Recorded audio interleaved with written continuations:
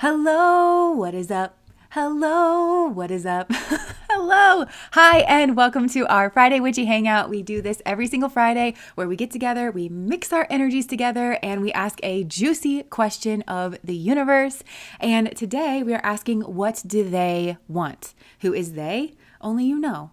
Maybe it's your guides. Maybe it's someone that you're thinking about. Maybe it's somebody that you work with. I don't know. We're going to have to wait and see. That's part of the fun.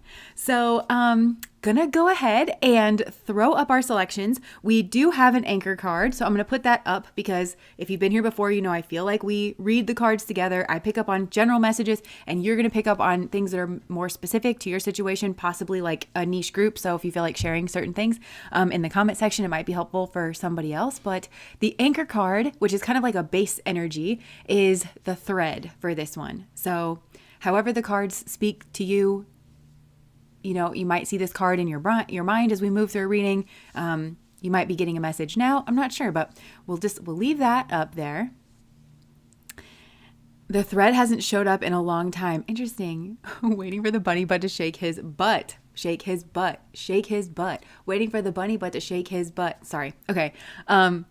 And then we'll put up the choices. So pile number 1 is the Underworld.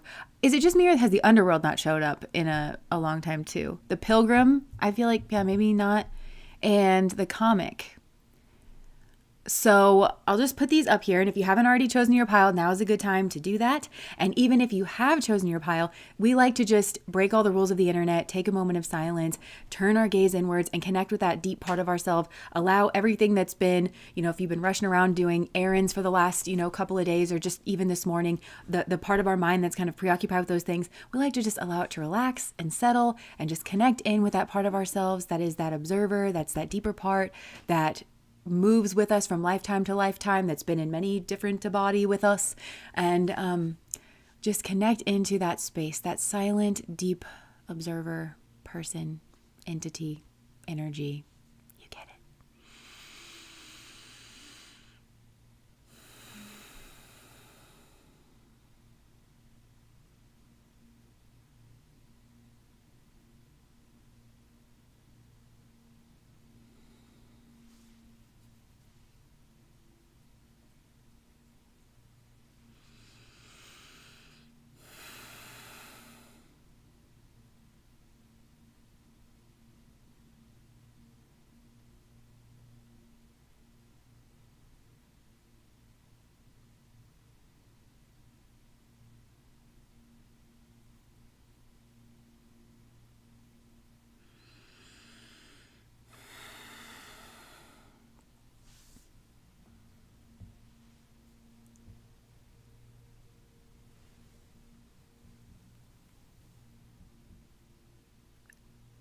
And whenever you're ready, you can open up your eyes to the bunny butt. Bunny, bunny, bunny butt.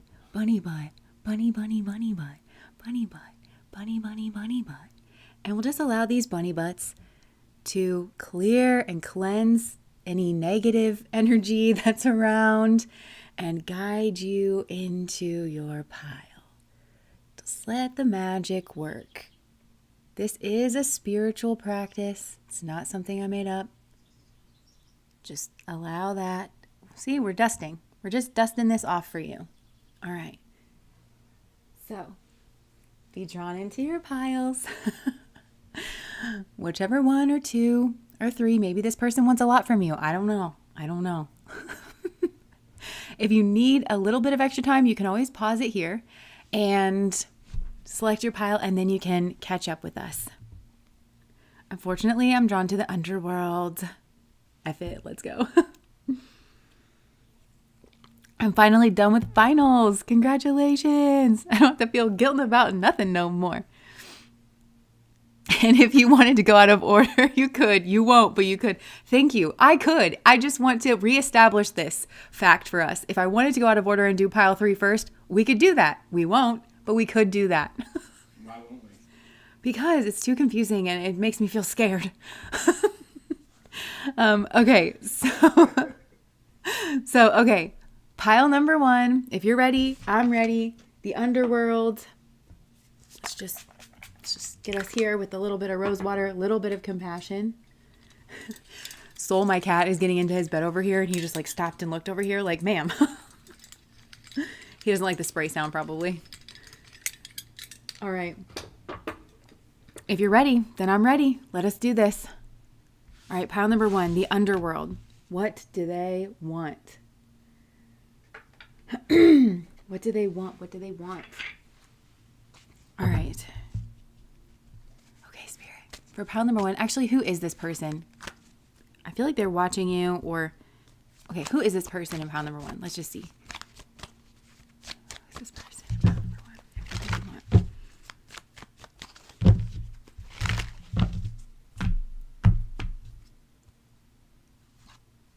Oh, interesting. Okay. So I saw a lot of cards there while I was shuffling. Oh, and one of them was a 6 of Wands. That was the first one I saw, and it's at the bottom of the deck here again. And let me just see.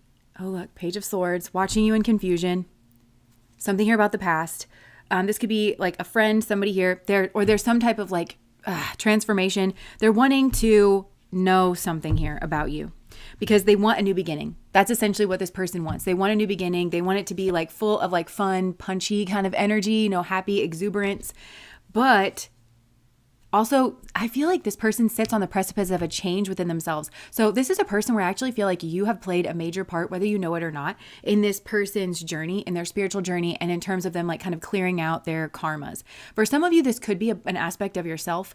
For others of you, this could be your spirit guides that you're asking about. I do just want to say that one really quick because it has been coming through really strong. If you are asking about your guides in regards of this pile, I feel like what your guides are wanting is for you to confront your fears about a certain situation and like to kind of get to know it in some way because it's the key to your transformation and it's the key to you kind of lifting yourself up and up and up and up and up out of some kind of like karmic energy, some type of karmic thread. But I do feel there's a plan here, and I feel like this was like very much put into motion by a spirit guide to do with like a friendship or a union or something that's playing out here. Somebody here from your past, this like kind of karmic energy between the two of you was very much intentionally kind of placed between you to hold up some type of mirror. And maybe it is getting you in touch with this underworld energy, which doesn't necessarily have to be fears, but it's just kind of gunk, like helping us process, like, I don't know, things from the past. But this person that you're asking about, actually it's both. Like your guides are wanting this like to clear, to cleanse. Remember what I was doing with those bunny butts? And remember how it wasn't a joke? And remember how it was like a real thing? And we were just like cleansing the energy. That's what your guides are wanting. But through this friendship, this relationship, again, with the 6 of Cups, I'm very strongly just getting like just a past kind of an energy here. But so there could be past lives here as well. And especially past lives that are in some way, shape, or form linked to death or birth. I'm more getting death in some kind of way. And that's really loose. Like that could be any kind of way. But it's like somehow shining this light on this fear, maybe of things changing, of letting go, of like forms kind of falling away in our lives, or that ultimate fear of death, because that's what this is. We like to say that life is a school, but what is it a school of? It's a school of death, because on the other side where we are and we know ourselves to be connected with God, we know ourselves to be immortal, we can't learn lessons that have to do with like limit and sorrow and suffering and death. So this is what this is meant to do. And it's meant to kind of like transform. I'm getting goosebumps. Like it's meant to transform you and give you this kind of like fresh perspective, this bright new beginning energy. It's meant to sort of bring that in on a spirit guide level. That's what like the plan is, but also that's what this person is wanting, that I feel like you are asking about. And some of you are asking about an aspect of self. I feel like it's all really tied in and connected with this pile, because it's all kind of moving towards the same thing. But there has been this like functioning dysfunctional pattern that is played out between you. And I'm going to switch over to talking primarily about a person that I feel like you're dealing with in regards of this situation. But I just heard holy trio and I just heard holy dynamic, because I feel like there is some type of like holy dynamic here, but it's probably been full of frustrations. It's probably been full of confusion. There probably has been some type of an ending here. But that has prompted some kind of introspection for you and for this person. Definitely for this person though. And maybe you're a bit further along where you have looked at things that you're kind of afraid to look at, and you have been moving forward, but it's trying to get you up here to this rainbow, this like kind of brighter day energy. But this person that I feel like maybe could be watching you, I feel like they're still in that functioning dysfunctional pattern, meaning like something here works for them, but it keeps this kind of like, they think it's, I don't know, it's like keeps them held on the precipice of like not really fully tipping over into some kind of like massive realization or letting go of something, or, you know, so it's the ego that's kind of keeping them propped there. And they think that's what's keeping them safe. And full compassion here, because we do this, right? Like as humans, we do this. We have these little covert contracts with ourselves and with life where it's like, no, no, no. And the ego is like, I'm not ready for this, or, whatever. So I feel like this person, I feel like there's a key with this person. There's like a paradox of like, they want a renewal with you, but in order to do that, they have to go inwards and they have to confront some kind of big fear. And the fear somehow leads to like, what if this never resurrects? What if this never, but they don't want to. So they really, this is a person who's stuck in the fear mode, and they're stuck kind of like, I'm seeing them like pinned between two walls, like holding themselves up. Like there's a rock here and there's like a rock here, and they're like holding themselves up, and then they've got their like feet sprawled and they're like, no, I don't want to like drop down, into the cavern of, of hopelessness or of fear, because they think that there's going to be a period at the end of that sentence, that's all that there is. Okay, I'm going to drop down into the despair. I'm going to realize, I don't know, like maybe they treated you badly. I just heard, I'm going to realize I'm a piece of shit or something. It's like, where does that go? It like leaves out of hopelessness. But really this person needs to, I just heard, this little light of mine, I'm going to let it shine. And then I just saw, Alex and I were watching this movie last night. It was, what is it? All the President's Men or something. It's like an old movie from the 70s, and it was about the Nixon like Watergate trial.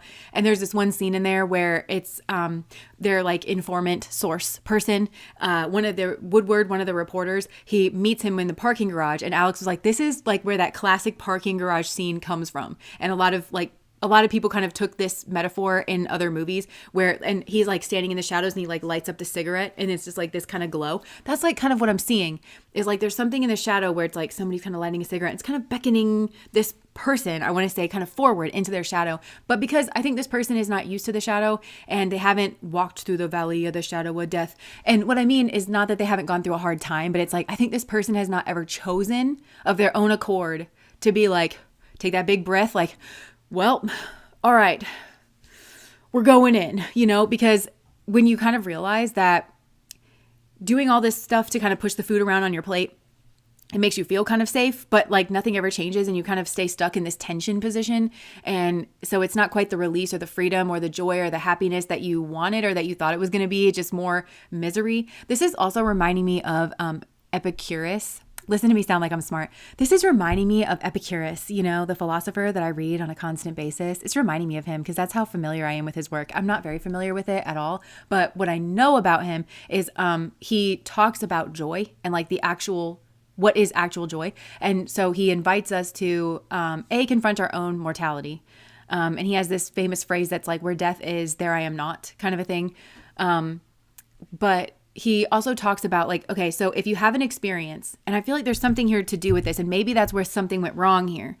Because it's kind of devil energy, what I'm describing, where something was like maybe felt right in the moment, but then in the long term, it didn't feel right. Because he talks about that in regards of joy, like to ask ourselves, like, okay, if you go out for a night of binge drinking, especially as you start getting older, and then you just feel like absolute crap the next day.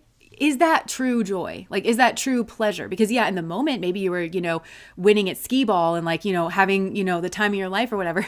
But then the next day you're like, oh, why did I do that? It's like, consider the full context of the experience. And I feel like that's something here to do with this person where there was something to do with you where it was devil energy. They jumped in. It doesn't have to mean that they jumped in with you or that they did something towards you. Maybe they jumped in with somebody else, or they just, I don't know. It could even be like, I don't know, they let you go or something.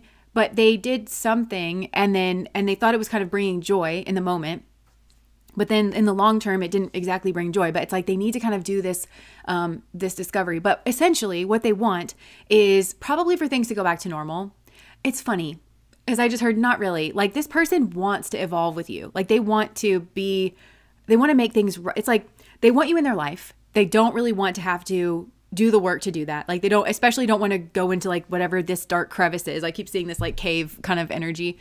They don't really want to do that. They just want you to kind of, I don't think they're thinking about it like this, but they really want you to kind of do the work between you. Like for you to just say that it's okay. I think this person kind of recognizes that maybe they know something about you, that you are like philosophical, because I mentioned Epicurus. Maybe some of you are actually philosophical. Like you might know, more differences between the different philosophers or something like that. Or you just maybe have philosophized to this person, or they just know that you're a good person who has empathy and who tries to kind of forgive people and move on. And they're just kind of waiting for that process to kick in for you and benefit them instead of them actually having to, engage with any process for themselves. I feel like that's important. I'm going to say that one again. So this person is waiting for like your empathetic process and for your philosophical heart or your transformational heart, like the thing that drives you forward to understand your life and understand relationships. I feel like it always gives this person and others the benefit of the doubt. And I'm not saying that that's not a beautiful energy. I think that it really, really is. It's, it's always giving these people the benefit of the doubt because you'll see their humanity. Like you see their behavior. Yes. And we have really explored that on this channel, by the way, in the last like 6 months to like a year.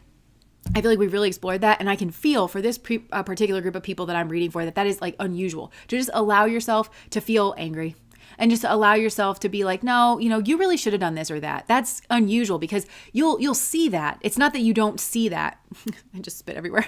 That you don't see that, things are supposed to, that there is supposed to be a dance between two people. You will see that, but it's like, again, your beautiful heart that is focused on transformation, that is trying to understand people. I think that's what you're saying to yourself is like, well, if I could just understand you, if I could just understand where your behavior comes from, and it's like, oh, okay, well, somebody didn't love you enough when you were little and you felt this way. And so you understand their behavior.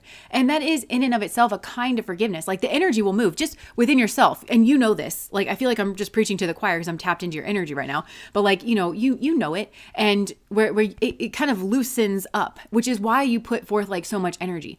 But you'll find that the person that you're dealing with hasn't necessarily changed. So I think maybe in your previous relationships, you would kind of go about doing this. Maybe you've done this with this person. Maybe this has kind of been a cycle. And maybe you would always kind of go back and you would tell this person, you would share with them the beauty that you found. You're like, I found this golden gem and I found all of these other sparkly jewels, from all of this shadow work that I've been doing. And I understand you better. And I actually think that this person and maybe others have kind of used you to do their own shadow work instead of actually learning to confront the lip. And you know what I'm talking about? Think about like Moana. Ooh, I'm getting goosebumps again. The Bayou. Thank you so much for the super chat. Sending good vibes. Thank you. So, Moana, I always think about this, like she has to go over the lip. I know Moana. Alex loves Moana. Alex will literally be like, it's been a while since I've watched Moana. I think I need to watch Moana. Moana is his spirit animal. But anyways, he was also conceived in Hawaii, fun fact.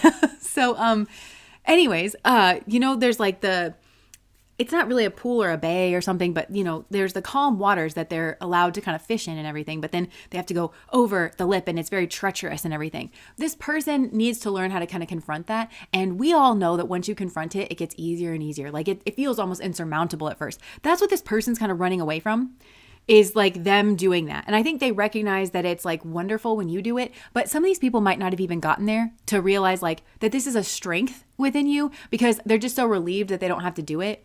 And that somebody else is kind of doing it for them. And they kind of like garner the wisdom that you have collected for yourself. And they've gotten into a pattern, like a functional dysfunctioning pattern. So I think this person kind of moves along, I just heard inchworm. They kind of inch along kind of behind you, but I feel like you've been the driving force of this. And some of you are kind of waking up to that. And again, I don't feel there's any hard feelings or there's any animosity. I just feel like you've kind of looked at the brass tacks of it and you're like, okay, this is what it is.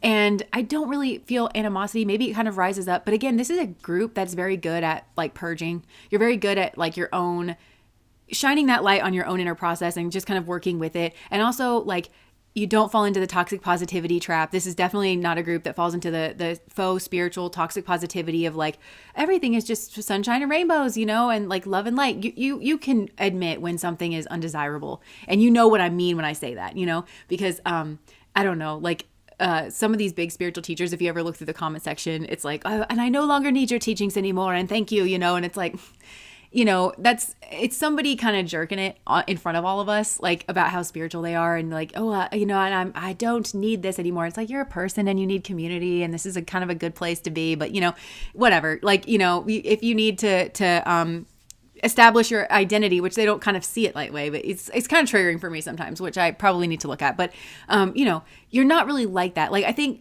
you're not going to play the weird spiritual games, the weird semantic spiritual games that a lot of people play in order to try to bolster, ironically, a false identity. You're a person who knows what I mean when I say that there are certain things that are undesirable in your life, like if your car broke down and you had to drop $2,000 to fix it, probably not like desirable. Is it something that you can, work through and have a spiritual perspective? Yes. But at the end of the day, would it be nice to have that $2,000 in your bank account instead of spending it in like a frantic moment? Yes. And you understand that, that there is the material world that we are in, but not of, but both are at play, kind of a thing. And so I just feel like you are good at that. And this person is kind of hesitant to dip their toe into learning how to be that engine for themselves, kind of a thing. And so their first, I think, real test of that maybe is grieving you. And what is this? Yeah. Interesting. And it has to do with this 3 energy that's coming through, because there's something about 3, like the energy of 3, which I feel is very communal. So it's like, it could have to do with like a group or a community. I don't know. I feel like this person likes to hide in groups or communities because they like the maybe constant chatter or something like that. But I feel like, yeah, something here they've kind of tried to protect themselves with a group. Maybe this is a person who in more ways than just spiritual, I feel, outsources their own responsibilities and relies on a group to do it. Different members of the group, but different members of the group will help them with like one thing. And they don't realize that this person's sort of being propped up by the group in ways that they don't understand. That's very interesting. That's kind of what I'm getting. So they'll have one person that they kind of rely on for shelter. Another person that maybe gives them money. I just heard like their mom or something, another like you that, they outsource their emotional processing to, yeah. So this person sort of is like outsourcing a lot in order to try to move forward, but it keeps them in this dysfunctional pattern. So it could be that like losing you is like a big death energy. Again, I feel like this is something to do with like confronting death energy and working your way up to confronting like, the big death energy. But yeah, like just kind of losing things and not being in control, because that's what happens, right? When you outsource everything and then it's all out of your control. The hand that can feed you can choose to starve you, kind of a thing. And I feel like that's sort of the way this person is viewing it. They feel starved of your energy in some kind of way. And they feel like you are, let me just cover this for the YouTube. They feel like you're out of reach in some way. Oh, I didn't really even cover that. But anyways, yeah, they see that you're out of reach and they view you as like the star, something that's kind of guiding them forward, something like a goal, something. Yeah. They view you as having like just a buried treasure in you. Maybe this person overlooked treasure, because another thing that I'm getting, I'm really feeling like I just excavated something here that's kind of really clicking in about this energy, because this is an energy that I recognize like picking up on, but is that they do this outsourcing thing with this group. And because of that, it'll pit their needs against one another, because they have to manage tempers. They have to do the work of managing a group and managing people. So they have to manage people's tempers and little political, social disagreements that kind of pop up. And so it could be that they had something that was pulling on them and inside of them, of their needs, like their opposing needs. But I think that also then was reflected into different elements of the group pulling on them. And I think this person sided with the group, or they sided with somebody else like in a certain group, and that meant they lost you. And this person didn't see like your buried treasure. It even could have been for money, like, because there's something here about buried treasure, like the actual kind of buried treasure. So they could have I don't know, they were trying to change their destiny, they were trying to get money, their power, or some Pluto kind of energy. They were trying to get like, because they thought that was going to be the answer. And maybe it was in a short period of time. That kind of loops back, because I think I was saying that at the beginning of this reading. And then with you, there's like a kind of buried treasure where it's like there's something here that this person realizes they actually need. And so I feel like they sort of have to follow you. Yeah, they're wanting to like run up on you quickly. They want these things. They want to like be balanced out in their shadow and in their light and everything. But they're also defensive at the same time, because they don't want to rock the boat. I feel like this is also somebody who really wants to be seen as traditional. So maybe they really want to be seen as traditional, which was coming up in that chariot energy, which for me is Cancer, like a Cancerian energy. And this came up in another reading. I think it was on Patreon. And I remember in that reading saying, well, Cancer and Aquarius don't really have a lot in common, because they don't. Cancer is like a very traditional energy. And then Aquarius likes to, push the boundaries. It's very different. It kind of sticks out. Like a sore thumb kind of a thing. It has like an eccentric kind of, vibe.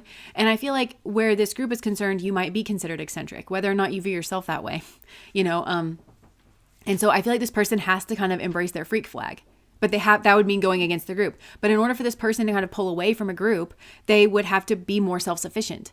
In order for them to be more self-sufficient, they would have to go to that like hermit mode. They would have to turn their gaze inwards, and so on, right? They would have to kind of process through these things. Then they have to get to the brass tacks of why they don't, which is probably to do with fear. I just heard the word phobia. There's some type of fear, some type of phobia. So they essentially have to work through a fear, a major fear, in order to be able to, and where it comes from. There's something here of like something that happened in their past that's like giving rise to a big fear. And that's why they are so like reliant on a particular group. But it's very unhealthy. Like the dynamics are very unhealthy. There's a lot of covert contracts. It's what I mean by covert contracts is like, obviously it's like a hidden contract, right? But these are things that aren't said out loud. It's very quid pro quo. It's like, I'll do this for me if you do this for you. But this can get really insidious when we're talking about psychology, because it can be like, well, I won't call you out on your bullshit if you don't call me out on mine. And then nobody ever gets better. It's this kind of, and then if that goes on long enough, then this group starts to kind of have an idea in their mind of what it is to be a member of a group and what their social norms are, where it's like, well, if you challenge me in any way and say that like, you don't like what I did, or if you bring up the fact that somebody is like, has maybe a serious addiction and that it's, you're not supposed to call that out because, when you went through that embarrassing situation, I didn't judge you, kind of thing. So it becomes this like tense kind of thing. And this is a group will have very fucked up norms around people just stating truth and just stating it in like a matter of fact kind of way. Like, well, you were coming at me, bro. And it's like, if it can be destroyed by truth, it should be destroyed by truth. But there's a lot of fragile egos here and a lot of like sensitive, but they feel that's right. They feel that that's the way that things need to go. So I think that this person, they have to kind of get over that too. Also, like there's something about that, like the sensitivity of everybody's ego in like this group that draws them in and holds them, because it gives them a sense of identity. I think that is, I just feel like that's it. That's the kind of the crux of this person's identity. They're like, well, I'm the people pleaser. I'm the smoother. I give this to that person. But really all they do is they're playing like whack-a-mole, because I'm seeing this person like kind of move around like resources, but all they're doing is firefighting. So what I mean by firefighting is I did a lot of work with kids. Like I've just worked with kids a lot in my life. And there was some booklet that it had the different stages or levels of working with kids. And one was, I can't remember what the total wrong one was, but it was just like nasty and like basically abusive. And then the other one was the firefighter. And this was kind of like a rescuer kind of energy. But with a firefighter, if a kid like kind of has an outburst or whatever, and we can think about this with our own inner child, and you rush over there to try to put the fire out. A, you're putting the fire out for them. And B, you didn't teach them like how to fight the fire. So basically you've locked yourself into a loop whereby you become the rescuer, right? And that solidifies your identity, but it's more about you than it is about them. Because they kind of get dependent. But the highest form was the teacher, somebody who would say, it looks like you have pitched up, above your baseline. You wouldn't say that, but like, it looks like you're kind of keyed up, and you'd kind of draw them to kind of notice that they're kind of off kilter, and then kind of just prompt, like coach them into just, I wonder why that is, and get them to kind of explore around to kind of get to the root and learn how to bring themselves back down from baseline. That is a skill they will bring with them into adulthood. And that benefits all of us to not be around a bunch of people who are just pitching up and then they don't know how to regulate themselves.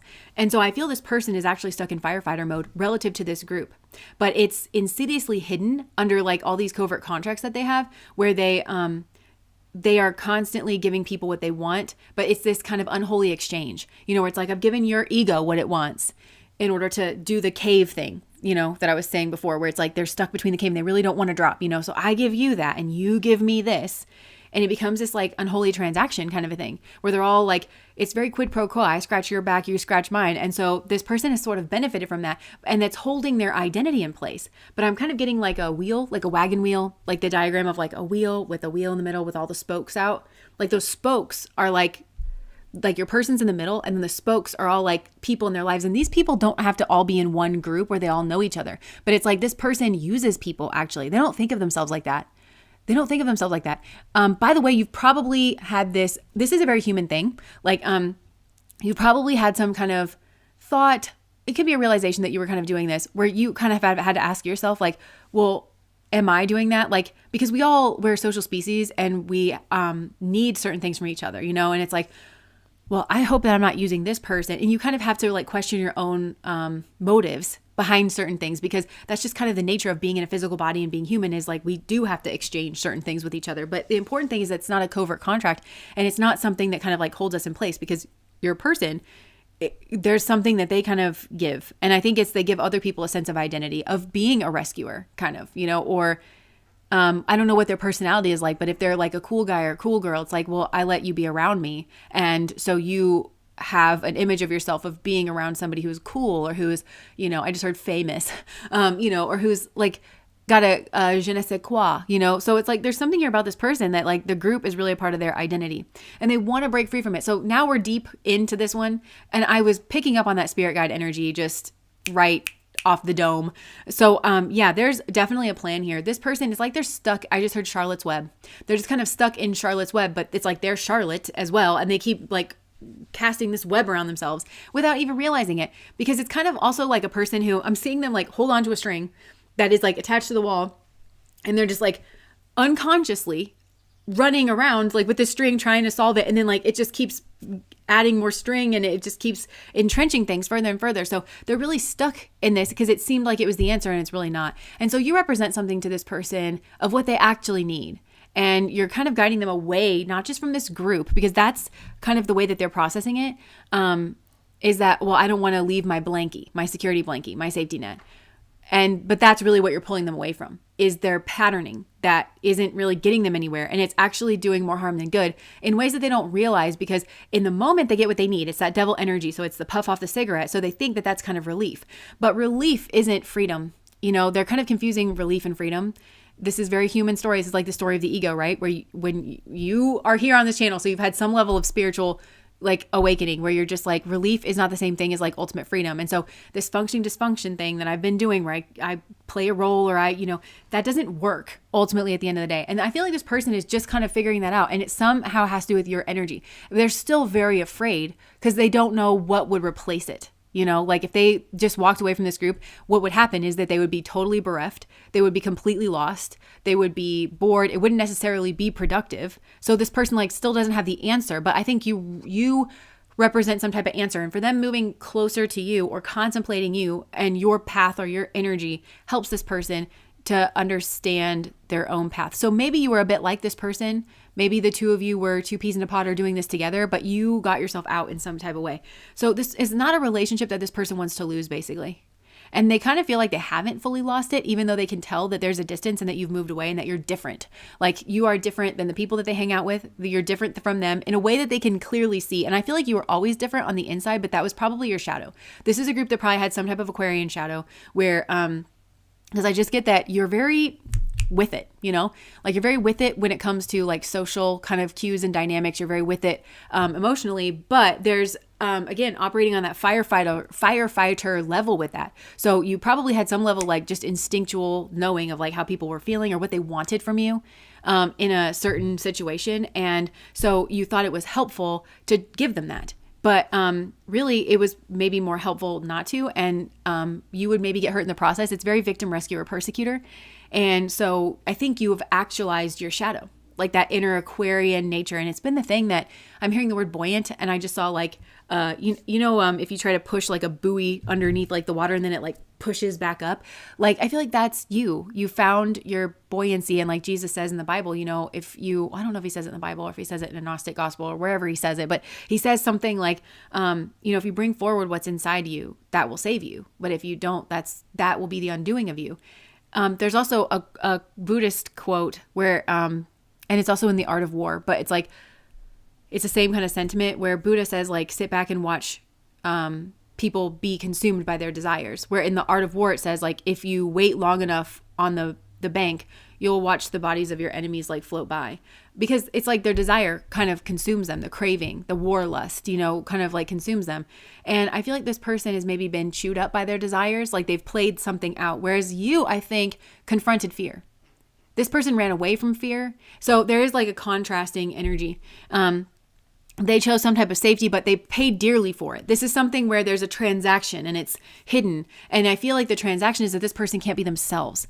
again, it's like, I think that's what it is to have an Aquarius shadow, is like, you can't be yourself. You can't own your freak flag. You can't just simply like the things that you like because it's considered too weird or too different or whatever. But you have kind of allowed that to guide you forward, and you've healed in the process, and you have probably become very distant. But like I said, this person doesn't feel like they fully lost you. And there's kind of a question here, like, because they still kind of think that they could get it back. Because without going through this kind of phoenix process is what I want to say.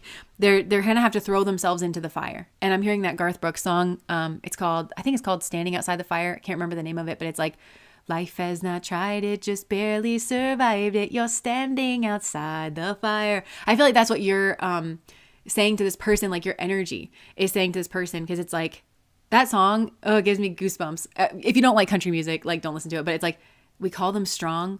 Those hearts who have no scars to show, the ones that never do let go, ones who will never take the fall. So they're kind of describing this like cool guy image, which makes me wonder if like this person has like a cool guy, cool girl image, you know, like they're very social or whatever. And we call them cool, you know, but I think you've had to answer for yourself. Like, it's like basically the song is like, I don't like, life is for living, and I don't want to stand outside the fire anymore. There's this love that is burning deep in my soul, constantly yearning to get out of control, wanting to climb higher and higher. I can't abide standing outside the fire.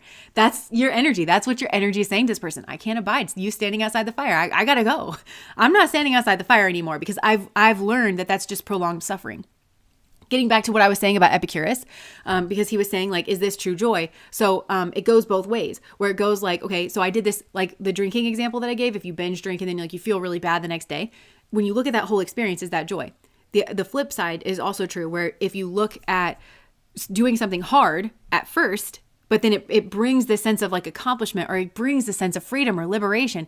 Like, yeah, I mean, you were struggling at first, but like it brings this other sense of joy. And like, that's that kind of, you know, sense of joy. And I feel like that's what this person is being asked to consider. Like, what is true pleasure? What is true joy? Where does it come from? Because they notice that you have, I think they think you have this answer, or that you represent it. But this isn't one that you could just tell this person, where you could get back into your mode with this person, where it's like, hey, I've done all the shadow work and I just forgive you. Like, because I realized that your mom didn't love you enough, and that you did this, and that's where all your behavior comes from, and that I shouldn't take all that personally.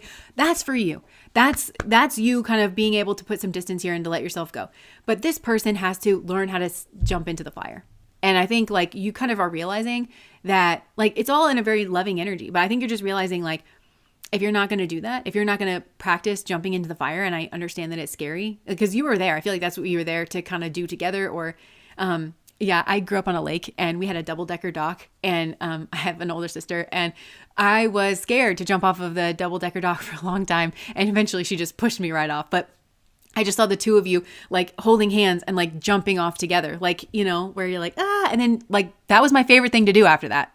It's the same thing with shadow work. It's like my favorite thing. I mean, it's not, please don't hurt me. But like, you know, it gets kind of fun, you know, once you demystify it and you know kind of what you're dealing with.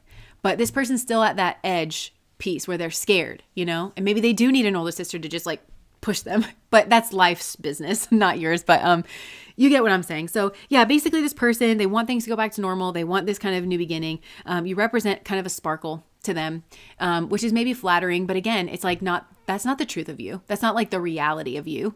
And it might feel flattering. I think this person might actually put you up on a pedestal because you represent something that this person hasn't got. So now they're in a state of lack, and they recognize themselves to be in regards of you. And it's like, they want to chase after that. They want to go get it, but they're kind of commodifying it, and it turns it into this kind of 2-dimensional process. And I think that's something that you get. That's something that you kind of are recognizing, and it's not fulfilling, and you're kind of like outgrowing it. The Whole Ocean in a Drop. I love that name. Thank you so much for the super chat. Yay. Keep it up. Yeah. So I think that is what I have here is like, you guys are existing on 2 different levels of consciousness right now. I feel like your energy is kind of calling this person's energy forward. And you're also the hope and the promise is what I just heard, that if they do take these steps to kind of change their life and to really look at themselves deeply, and not just look, you know, because that can seem very mental, but to really like to look at it and to allow that to hit you, to feel that full emotion. Catharsis is what I'm hearing. Like, that is the thing, like to really allow it to land emotionally and grapple with that. that there's a beautiful other side. There's a freedom, there's a liberty, there's a uniqueness, there's a sense of self, there's a healing, there's a hope.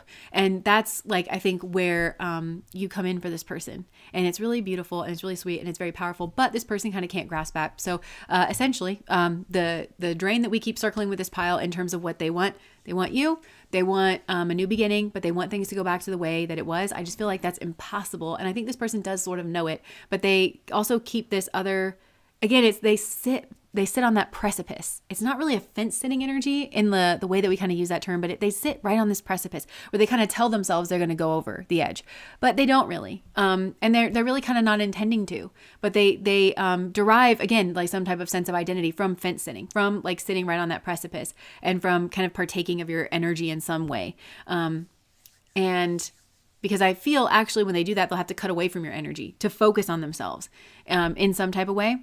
Not that they can't use you as like a mirror, or something where you bring up certain feelings, but then they have to you're going to bring up certain feelings and this person has to kind of, okay, now I'm going to focus on these feelings. And then maybe, okay, now can I come back? Oh, okay. Not yet. 'Cause I still have some other things. It's like you're like a thermometer for this person. But yeah, that's what I have. They essentially want a new beginning, but they kind of want things to stay the same. And I just feel like that's not possible right now. So yeah. Okay, that's what I have for you guys, pile number 1. I'm just going to throw these back up here. So if you're just joining us, you've joined at a great time because we are in between piles and we just finished off pile number 1, which is the Underworld, and we're moving to pile number 2, which is the Pilgrim. But I do just want to point out that if we wanted to skip to pile number 3 and then do pile number 2 after that, we could do that, but we won't do that because it's confusing and we don't want it to be confusing for people. Or maybe we do, I'm not sure, but we'll do pile number 2 after this because that goes in order and it makes sense.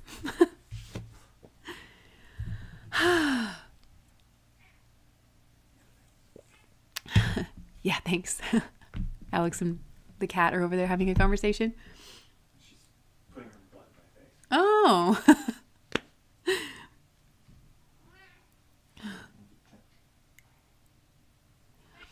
All right, little lip gloss, little rose water.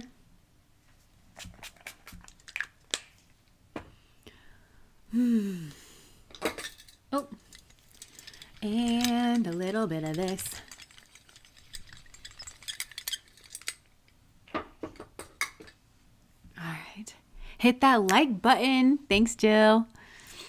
Good morning. Razzling, not dazzling. Okay, so if you need another moment or two, that's fine. We'll just go ahead and cleanse the energy around the cards for you with these little bunny butts. Bunny, bunny, bunny butts. Bunny butts. Bunny, bunny, bunny butts. Bunny butts. Bunny, bunny, bunny butts.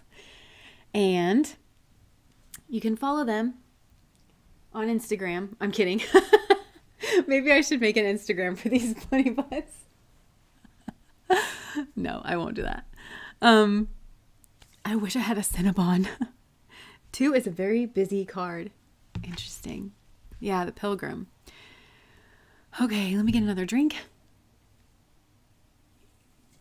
They have their own channel. Okay. Need more rabbits. I can be like those people in their Jeeps with all the little rubber ducks, but I collect like bunny butts. Not rabbit tails, bunny butts. There's a difference. Okay. So, pile number 2. What do they want? Okay, we'll use that one. Okay, I feel there's a bit of a defensiveness that's coming in with this pile. Just a bit, like a wee bit. And I think it comes from hurt around like the heart. The heart has been wounded here. There's like a vulnerability and a pain that's kind of leading up to this defensiveness around the question of what they want. This person is very interesting, actually. This is like a sweetheart, like a kind of tender person. And what they want, they're kind of embarrassed about, like, because there has been a hurt here and it makes them feel vulnerable to kind of talk about it. And they almost don't want to draw attention to the hurt or the pain. Because I think essentially what this person wants is like, I can't even say it. Like I went into it and it's like I feel like this person is like stunned. There's like this kind of stunned, like kind of energy. Oh my gosh. Like I'm just seeing this person like, you know, there's a major heart wounding here. And with the hand out, I feel like this person was like reaching out for help, or they were just so loving and like so open, and then somebody hurt them. And maybe this was you, or but I feel like they want help. They want a lot of things here around this, but they don't even know what it is that they're asking for. And what's crazy is like, even in this pain, this person is like processing, like they're able to kind of say like, well, no, that's not exactly it. Because I'm hearing things that are kind of contradictions where it's like, yeah, what I want is a contradiction. Help me. I need help to see. Like this person needs help sorting through these contradictions in order to understand what it is that they truly want. Because what they want is relief. They want somebody to help heal them. They want this to go away. They wish this never happened. Like it's kind of like what I want is not a possibility. I wish this never happened. What I want is for this to have never happened. What I want is to have remained untouched by this pain or this incident or something here. That's what I want. And I'm never going to get what I truly want, you know, out of this situation. So it's almost like that.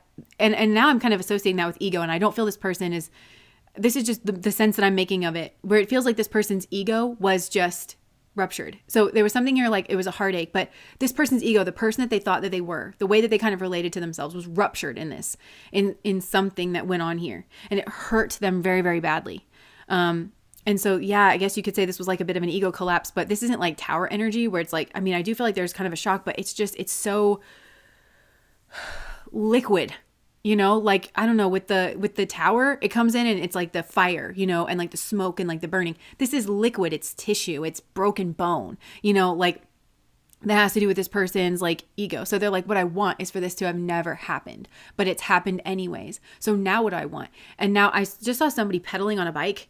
So like they're trying to pedal fast to like kind of get away, but this is like a stationary bike. So it's like, they want to run away from it. This person's gone through a lot of, feelings. They kind of felt just stuck, you know, and like trapped.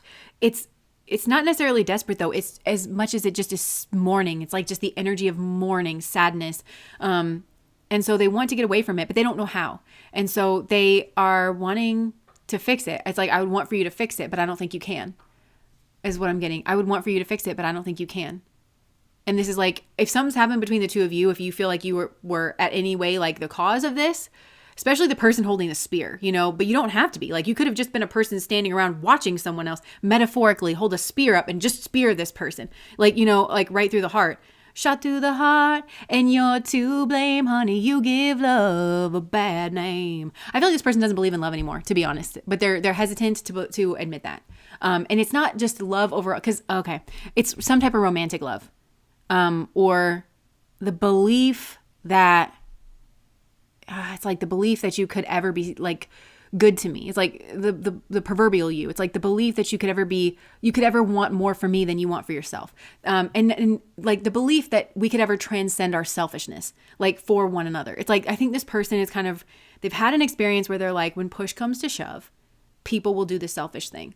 Because I think this person was trying to prove otherwise, or they were there with their hand out and they were trying to say like, I will be vulnerable if you can be vulnerable, or something like that. Like, this person was kind of prepared to that dance, and then they just got like, you know, it was overwhelming. Like, there's something here. It feels like the force and the suddenness that this person was hit with was just way unmatched to the situation, especially the energy that they were in. And it is this kind of like mouth open, kind of like et tu, Brute kind of thing. So there's energy of like betrayal here. And I think this person was trying to trust. They were trying to be vulnerable. Okay, so that tells me that this person was already in some type of pain. Whether or not they would have acknowledged that, because I think this person thought that love was the answer. Or they were told that love was the answer in a way that didn't quite make sense to them, but they were trusting that path that was kind of laid out for them, where it was like, I'm in some type of pain. And I kind of feel this was an existential pain of like, we feel the pain of separateness here in this realm. Because again, I believe when we're on the other side, we're all just so plugged in to, we recognize ourselves to be one, like to be a part of like the same thing. But here it's an exercise in like separateness. We use a lot of separate language and everything. So I think it was like an existential pain of missing home. That's what I'm getting. Like the other side of it, where it's like, why can't we all, this is a very beautiful energy, a loving energy, kind of like a rabbit, actually, is like what I'm getting.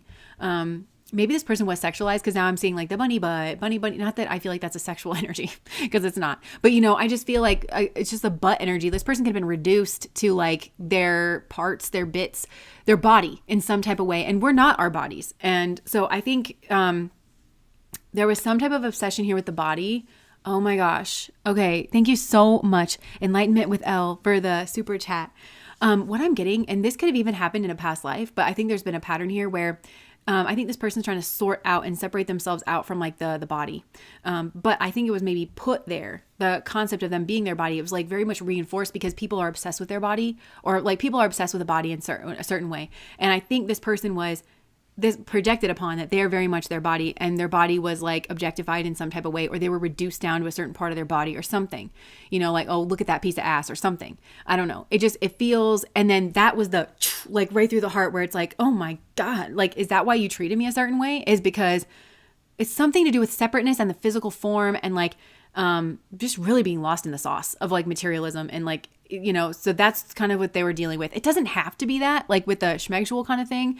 But I think, yeah, this person was like led by love, or they thought that they were being led by love. But it was a kind of love that they want this kind of transcendent love, and they're learning like where it is and where it's not. And, it's not going to be found in like a human kind of love that is based on something, again, transactional, or like, okay, you're so preoccupied with my body and my physical form. Like, do you even see me kind of a thing? This is like kind of a deep person. I can see this person stop themselves before they talk every time. I think this person is used to being misunderstood. I think they're also used to being like, they're kind of I'm hearing like out of their league, but it's like they are kind of out of people's league. But they don't see themselves that way because this is a loving person, and they tried to like reach out, whatever power they had in a situation, because I'm kind of getting that this person may have a certain kind of power with their physical body. Like maybe they're very attractive or something. Or it's provided them like different, like avenues or whatever. But this is very much a person who wants to set the tone with that. Like they want you to know that you don't have to be afraid of them. You don't have to, like, they're not trying to take your person from you or whatever, just because maybe they could or something. Like this is somebody who's like very much trying to reach out. And then I'm just seeing them shocked, like seeing themselves like covered in blood. This is all a metaphor. They're just shocked. Like, so what do they want? Well, they don't know what they want. This person's very confused, like about what happened. But I feel like this crunched their ego. So they're in the pain of an ego death, but they're having to kind of like stabilize in the process. And they're also having to cope with what happened and why it happened and what it was that they were confronted with. Because I feel like the person that they kind of trusted, or the people, because I feel like there's people who watched this happen. Like that is so unloving. Like the energy is very, very unloving. It's the energy of separateness. But this person was trying to merge in some way. This person was trying to see, like, maybe if I show you that you don't have to be afraid of me, or if I drop my guard, if I'm not. And so I think this person was like kind of unguarded. I don't know. But what they want, this person's so confused because they were like, well, I want love. I want support, trust. This person has this very beautiful image in their mind of love, and like especially romantic love and partnership, real partnership, union, cooperation. Helping your fellow man. Like that's what they want. They want this kind of reciprocal, loving, healthy energy. But you have to engage, like there's this catch-22 here where you have to kind of trust in order to do that. And this person was trying to do that, and then they just got like crushed in some type of way. And so now it sent this person on this sort of tizzy. And it is mental, but it's mostly it's like auric, energetic in the body. And it trickles up in their mind, where they'll have like certain kind of thoughts or realizations, but it's this like kind of horrifying, holy shit. Like when it comes up into their mind, like, what was that? And so it makes them afraid of love. And so they're kind of afraid of love. So it's like, that's really the only thing that this person ever wanted. And they tried, and they thought that they were doing that. And they really were doing like the right thing. Like if you could call it that. And sorry, I was hearing something. And I wondered if it was part of the message, but I didn't get anything coming from that. So, yeah. And so now I think this person is transcendent love. Like this person is after like some type of transcendent love, or they're having to like transcend the ego or something, where they're really asking themselves. And I don't even think that it's kind of arisen in their consciousness yet, because they are like, was that all a lie? Like, I don't know that I'm going to get what I want, because what I wanted was real love. And this isn't just in a romantic way, but I do think somehow the romantic love was like leading the way, or that's what they thought. Like, and again, we all grew up like watching Disney movies where it's like, that's what Disney movies, that was the blueprint that they gave us, you know, like you can trust in the prince because the prince is noble.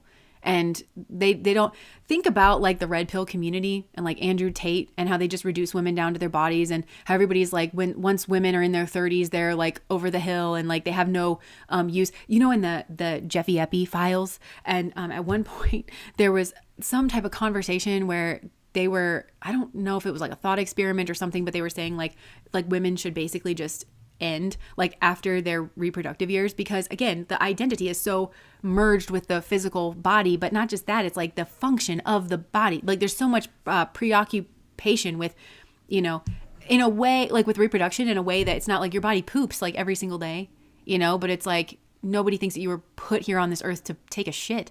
Like, you know, it's weird. It's weird.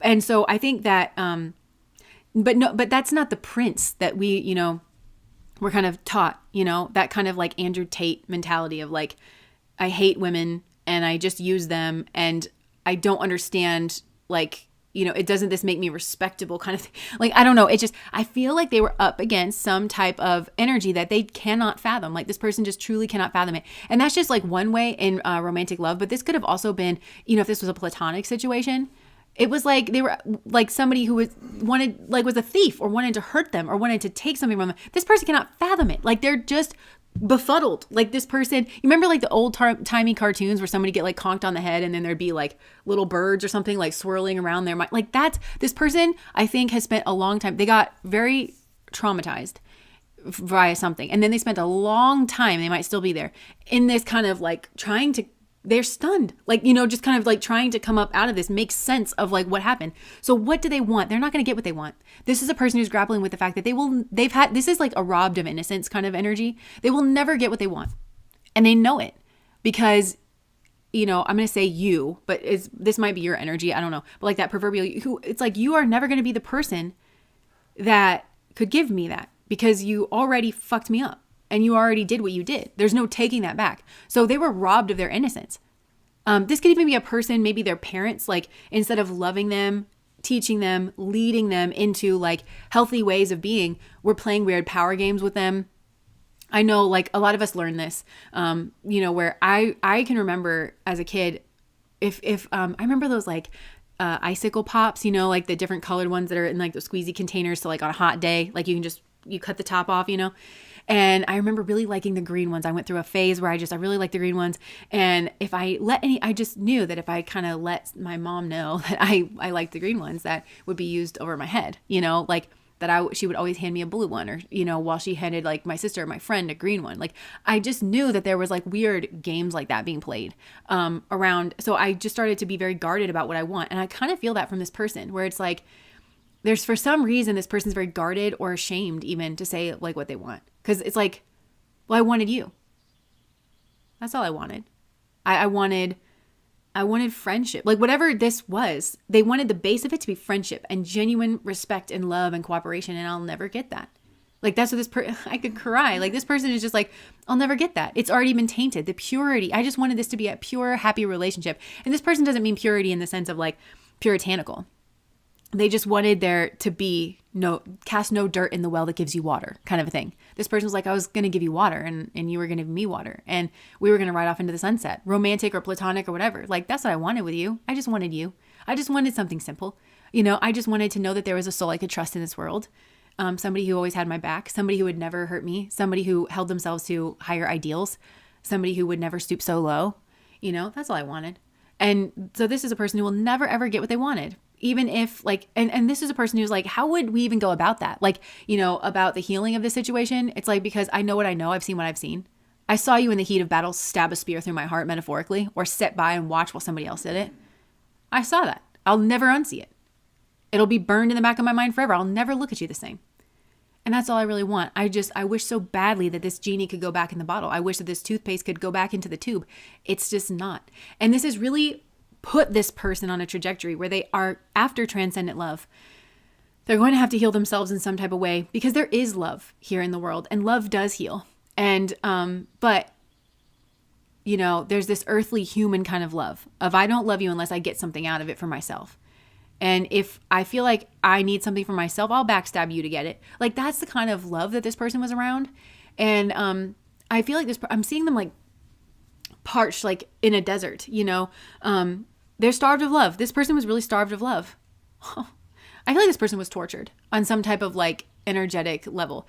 And I am saying that like, but I feel like it was part of their plan. Like it was part of their spiritual plan in order to get them to turn the right way and actually face towards the sun, and actually be like kind of guided home, like where this isn't it, little one. I just heard this isn't it.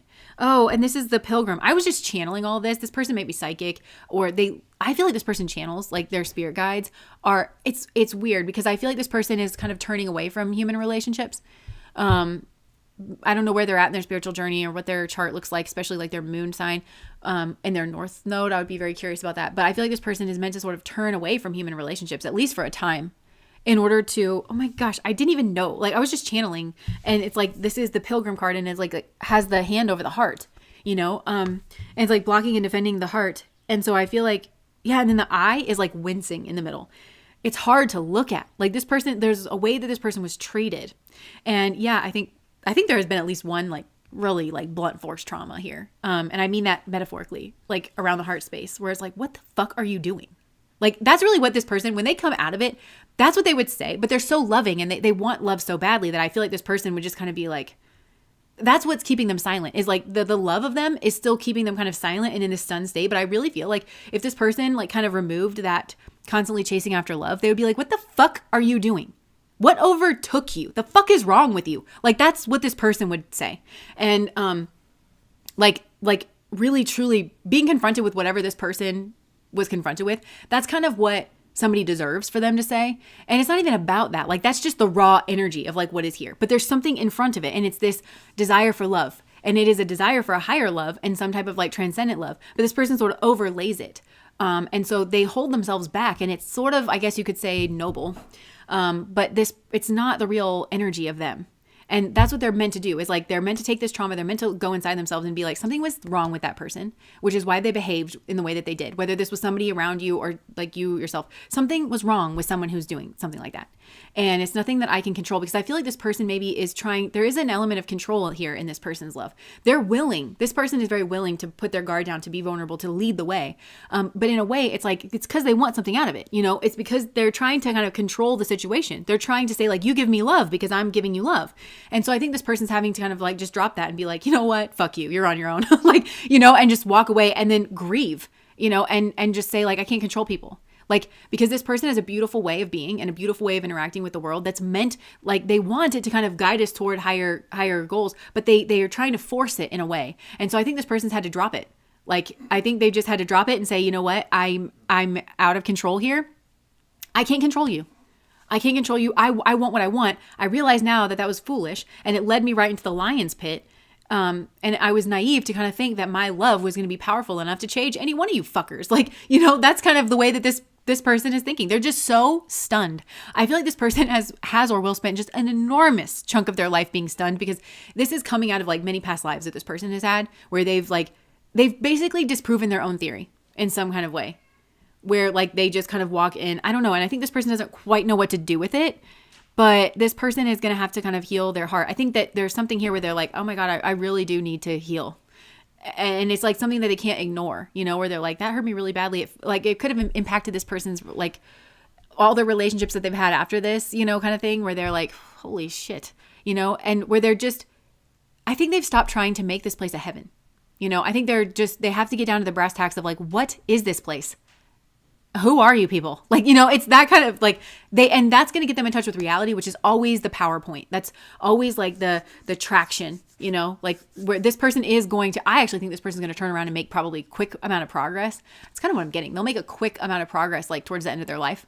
Like the latter half of their life, like after they like kind of get stunned, it's very potent energy that's kind of coming off of this person, but it's after they've made like some type of decision where they've given up well and truly on a person or on love, romantic love, or having to get it a certain way. They're just learning how to kind of give it up. So what do they want? I mean, this person keeps circling around. So what do I want? This person thinks that this is an unusual question for you to ask. I'm hearing like, you of all people, now you're considering what I want.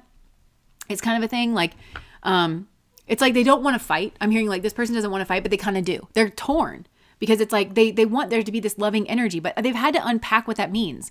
Because like it's something here where it's like, I want to fight with you, but I don't. Like, I don't want to fight. I just want to love you, you know? But then you went and did this weird shit. And it does sort of make me want to fight because what the fuck is wrong with you?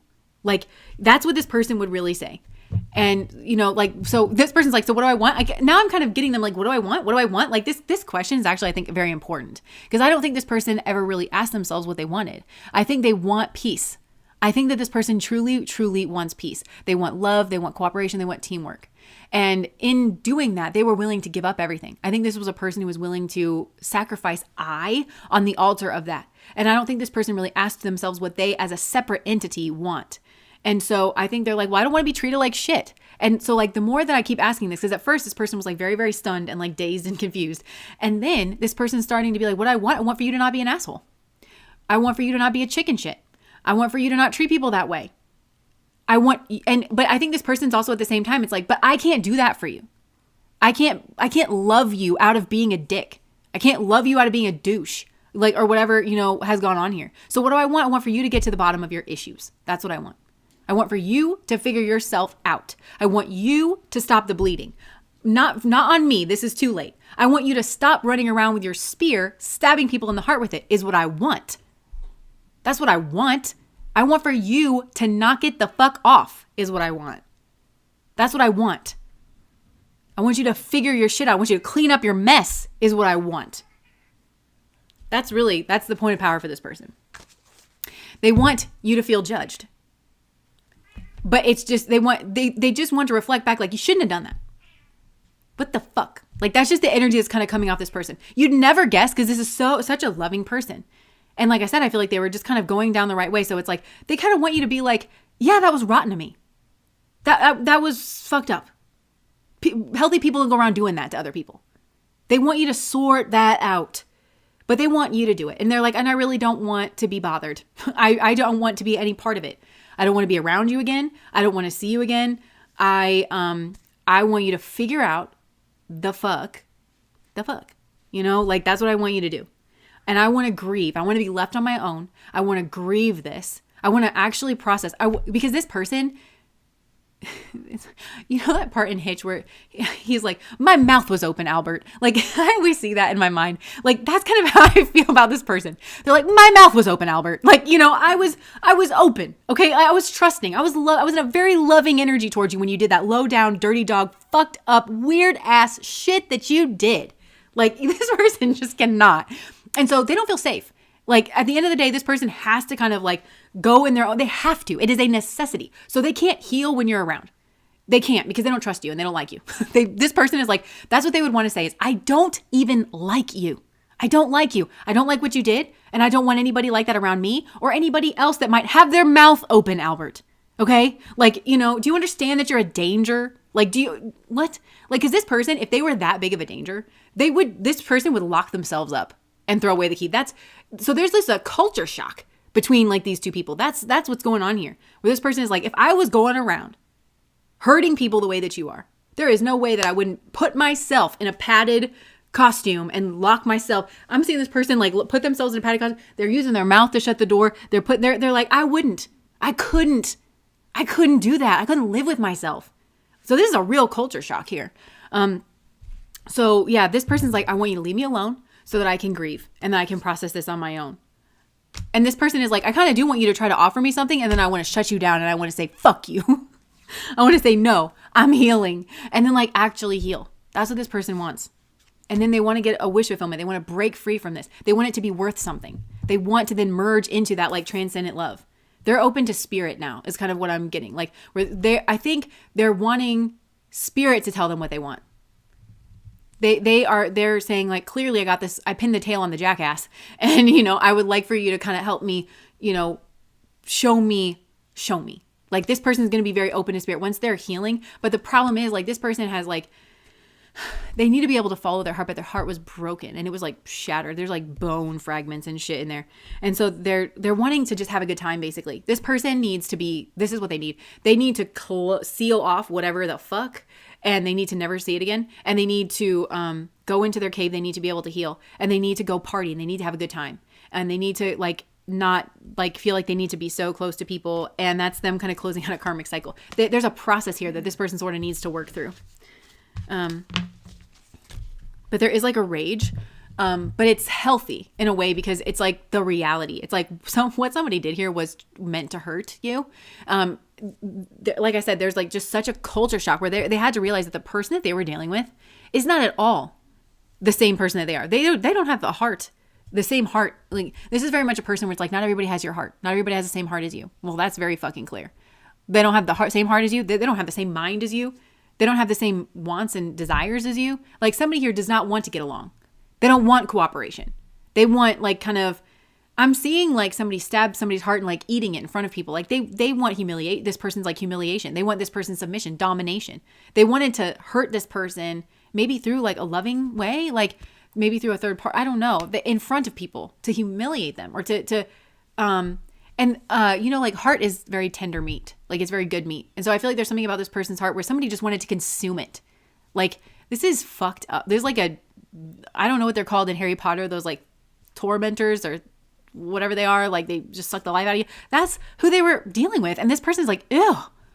And I think this person wanted to believe that they were surrounded by people who, those like kind of valiant warrior types where like if this person was attacked and couldn't defend themselves, somebody like Kocoum, you know, from like Pocahontas would step forward and be like, I have fought bears and I will not stand for this. And there'd be 10 others of them that kind of were on the same side that were like, we don't behave that way. And, you know, and that's not what happened here. Like, cause I feel like this person just got a mad like awakening. Yeah. So this person wants to be strong, but they also want to be tender, and they want to have like their tenderness. They know that the world kind of needs it. They want, that's what they want. Teamwork, like cooperation. And also I think what this person wants is for people like that. Okay. People like that need to be dealt with. Like this person's like, they need to be shut down by the group. They need to be condemned like uniformly. We don't do that here. And we all have to be courageous and honorable in order to do that. Like this person doesn't want to see that person mistreated or anything, but they don't think somebody should be allowed to just do that in front of a bunch of people or to just do that at all. And for there to be no consequences, because this person, I'm kind of getting like this happened when they were young. They trusted the people around them. They trusted the community. They felt that the world was a safe place because they felt that they could trust in adults. Like that's kind of what I'm getting is like, they felt that the people who had come before them had built a safe world for them. They had built a safe culture, and that all the things that they were taught in school, play nice with your friends and everything. This person truly believed in that. And I think now they're maybe a bit ashamed that they believed in it. You know, I believed in the myth of progress. I believed in humanity. I believed those things until I met you, or until I met your friend, or until this happened to me. And yeah, this is, if this is you and you did this person, I'm telling you, there's like an otherworldly level of sweetness to this person. You will, if you're processing this correctly, if you don't feel just utter disgust with yourself and like shame, this is the time to see a therapist. This is the time where to say, something is wrong with me. That usually ends people up behind bars, kind of a thing. What I mean is like, there's such low levels of empathy that these are the kind of people that either run huge corporations, and there's like 4 of them, you know, or they usually end up behind bars. Like it's that kind of a person, and they don't usually get help unless they're sort of made to get help. So, I feel like this is meant to be a big wake up call where it's like, you need to check yourself in somewhere, like, you know, and don't play the victim either. Like say like, I hurt somebody in a ferocious way and I took pleasure out of it. And you've probably done this more than once is what I'm, imagining as well. This should be that. It should be that. If you wanted to give this person what they want, because they don't want you anywhere near them. They want you, if you were the person who hurt them, they want you to check yourself in with a therapist and like really sincerely do the work, and don't for one single moment of that time ever play the victim. Don't. Because that's not what this person wants. They want you to just like out with it. And what out with it is the Pluto, the control. Because I think this person is like, thinks that whoever did this is the type of person to like cry, to get sympathy, but it's just like about control, you know? So, yeah, this person's healing from it and they want to be strong, but they also want to be like sweet. And basically this person's learning that they have to get themselves around the right kind of people in order to be that. They need noble people around them. They need courageous people because they're willing to be that for others. Yeah. And this person really does want a real love. They want this like higher fit energy, but I think they also learned that you can't just trust anybody. You know, you have to look for the right qualities in a person, and they're wanting that. And yeah, they're wanting that. They want a real love. This person really does. They want happiness. They want healing.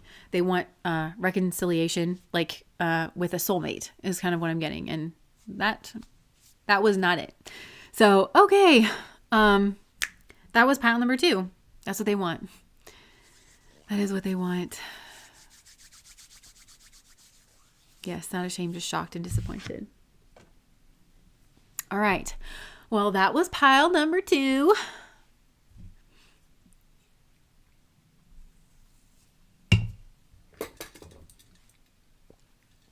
Compassion. Compassion.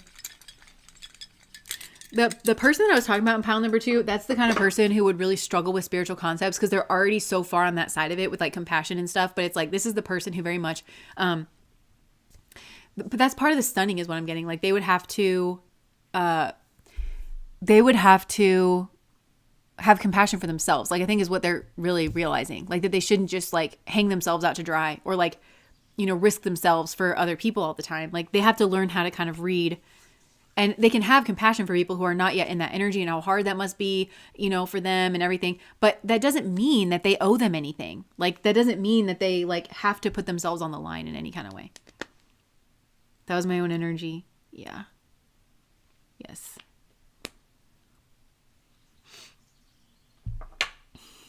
All right. Some rose water. Boom. Boom. I'm just going to stay here for a second. Just take a little breather.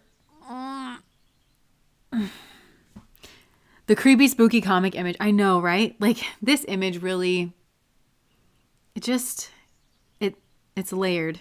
It really says a lot. Okay. I'm just going to take a moment, take a beat.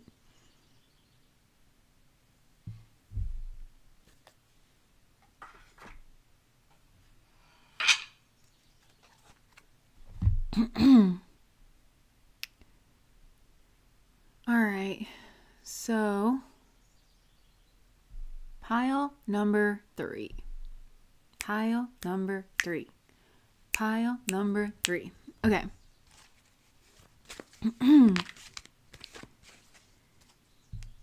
Okay.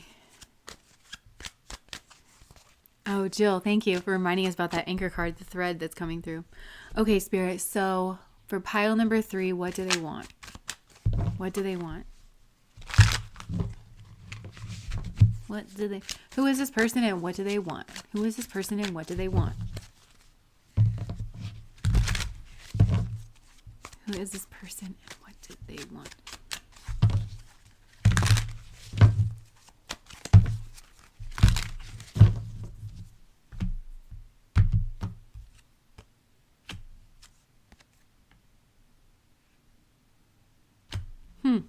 Interesting. Okay, so this person breaks the mold in some way. They want to come in. This is not a great person. Okay, this is not a good energy. Just giving you the heads up. You probably already know this if you're asking about somebody here. What do they want?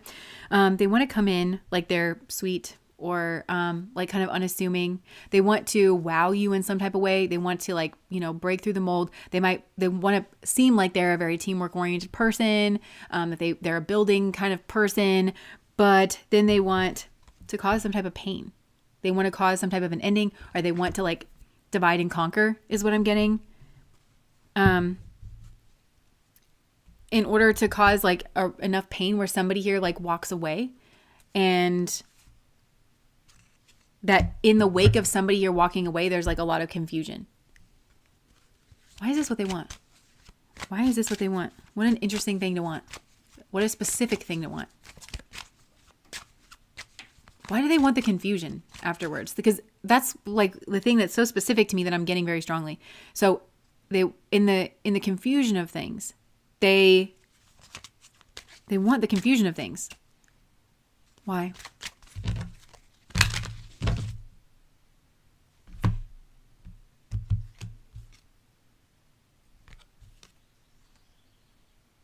Because they want to be able to offer somebody their cup. So they want to be able to put forth some type of illusionary image about themselves. But in order to do that, they have to get somebody to walk away, and they have to be able to play with that person's image.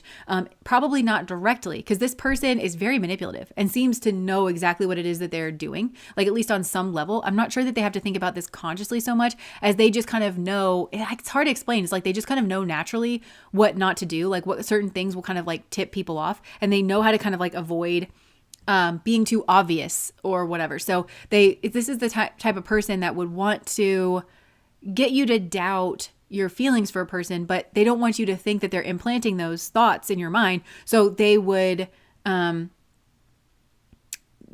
bring up an adjacent topic to this person and hope that your mind makes the connection, if that makes sense. Or like they want you to think that it's like natural. They want to change the way that you view about somebody here. And that person is the real deal. So the only way that they can win, the only way that they can succeed it's like they want to take someone's identity is really what this is. I don't think that they would even think of it that way, but it's like they want to like basically end somebody. They want that person to walk away. They know that person is loved and has a lot of love, but they want that person's absence or the pain of something here to leave a vacuum where they get to fill in the gaps of why this person left. Or they don't want the truth to come out about that. So either they just want to leave it alone, and then try to distract. There's somebody here that's a target. So they want to distract that person. They want to distract other people like, hey, look at me, and they want to fill the vacuum that this person left in somebody's life, in a group. They want to be able to fill that vacuum and take on that person's role in the group, that person's identity in the group. And so they want to rival that energy, if that makes sense, through becoming a better version of them. This is very much a narcissist. This reminds me a lot of Sam Vaknin's work, where he talks about like narcissists wanting to do this because they don't have a sense of self. Narcissists don't have like a personality. And so but they want attention. They all run on attention. And so they'll look in a group and they'll see who gets the most attention and who gets the kind of attention that they would want. They see that's already worked in this group. So they'll try to take that from somebody. They try to kind of co-opt that person's position and that person's personality and mannerisms and like things like that. But they have to cause like some type of pain. And because they don't have empathy, they don't care that they don't think about the human cost of that. It's just everybody's pawn on a chessboard that they can kind of like move around.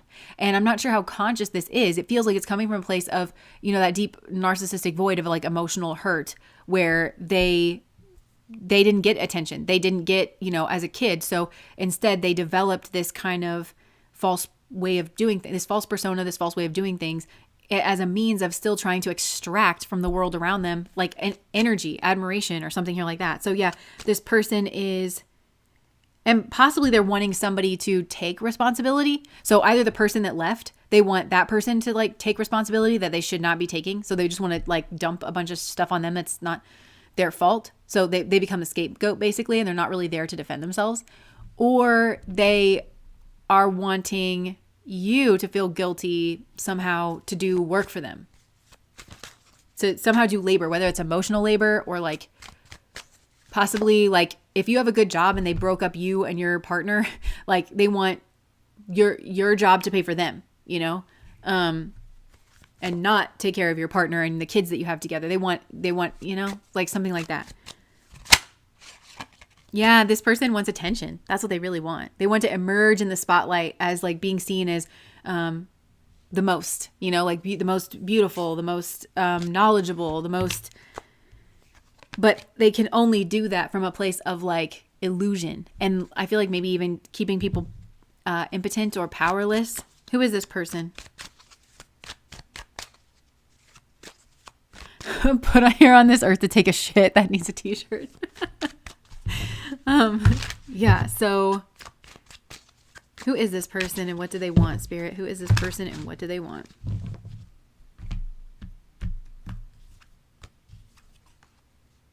Yeah, this person, they don't feel strong, but I feel like they try to put on this image that they feel will draw people in. They try to seem alluring, or they try to seem like kind of charismatic or something. But really on the inside, I do think this person is in a lot of pain. I don't think that's something you can focus on with this person because, like any narcissist, like getting around them, getting involved with them, they're just going to run their game on you and they're hurting people in the process. So don't elude yourself, even if you are this person's target, because they want you for your money, or they want like somehow aligning with you, they feel is beneficial to them, and they love you in so much as like they benefit from being around you, but it's all like very superficial and none of it's real kind of a thing. Yeah, like that's just what they want. They want to manipulate. They want to confuse. They want to pay somebody.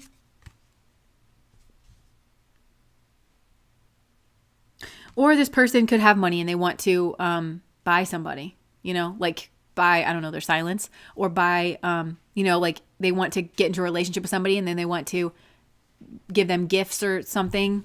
This is an interesting person. But they feel weak. They feel impotent. They feel not special. And from that place, they feel sad. They don't deal with the sadness. They don't deal with the grief.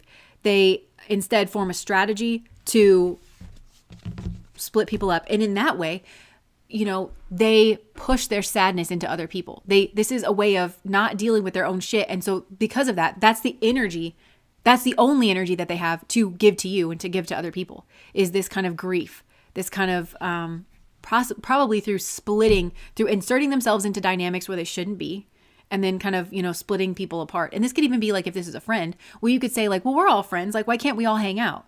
Well, okay, so you can all be friends, but then like, within the group, like every single person has their own kind of friendship with everybody else. But this person will try to like, insert themselves there to separate people. And it's really their plan that they're enacting, but they'll get people to kind of question. Yeah, and I think something here has worked maybe. And then from their place where they kind of planted their flag, they are now for some reason keeping an eye on the person that they ousted. Why are they doing that? Because they're trying to defend their territory.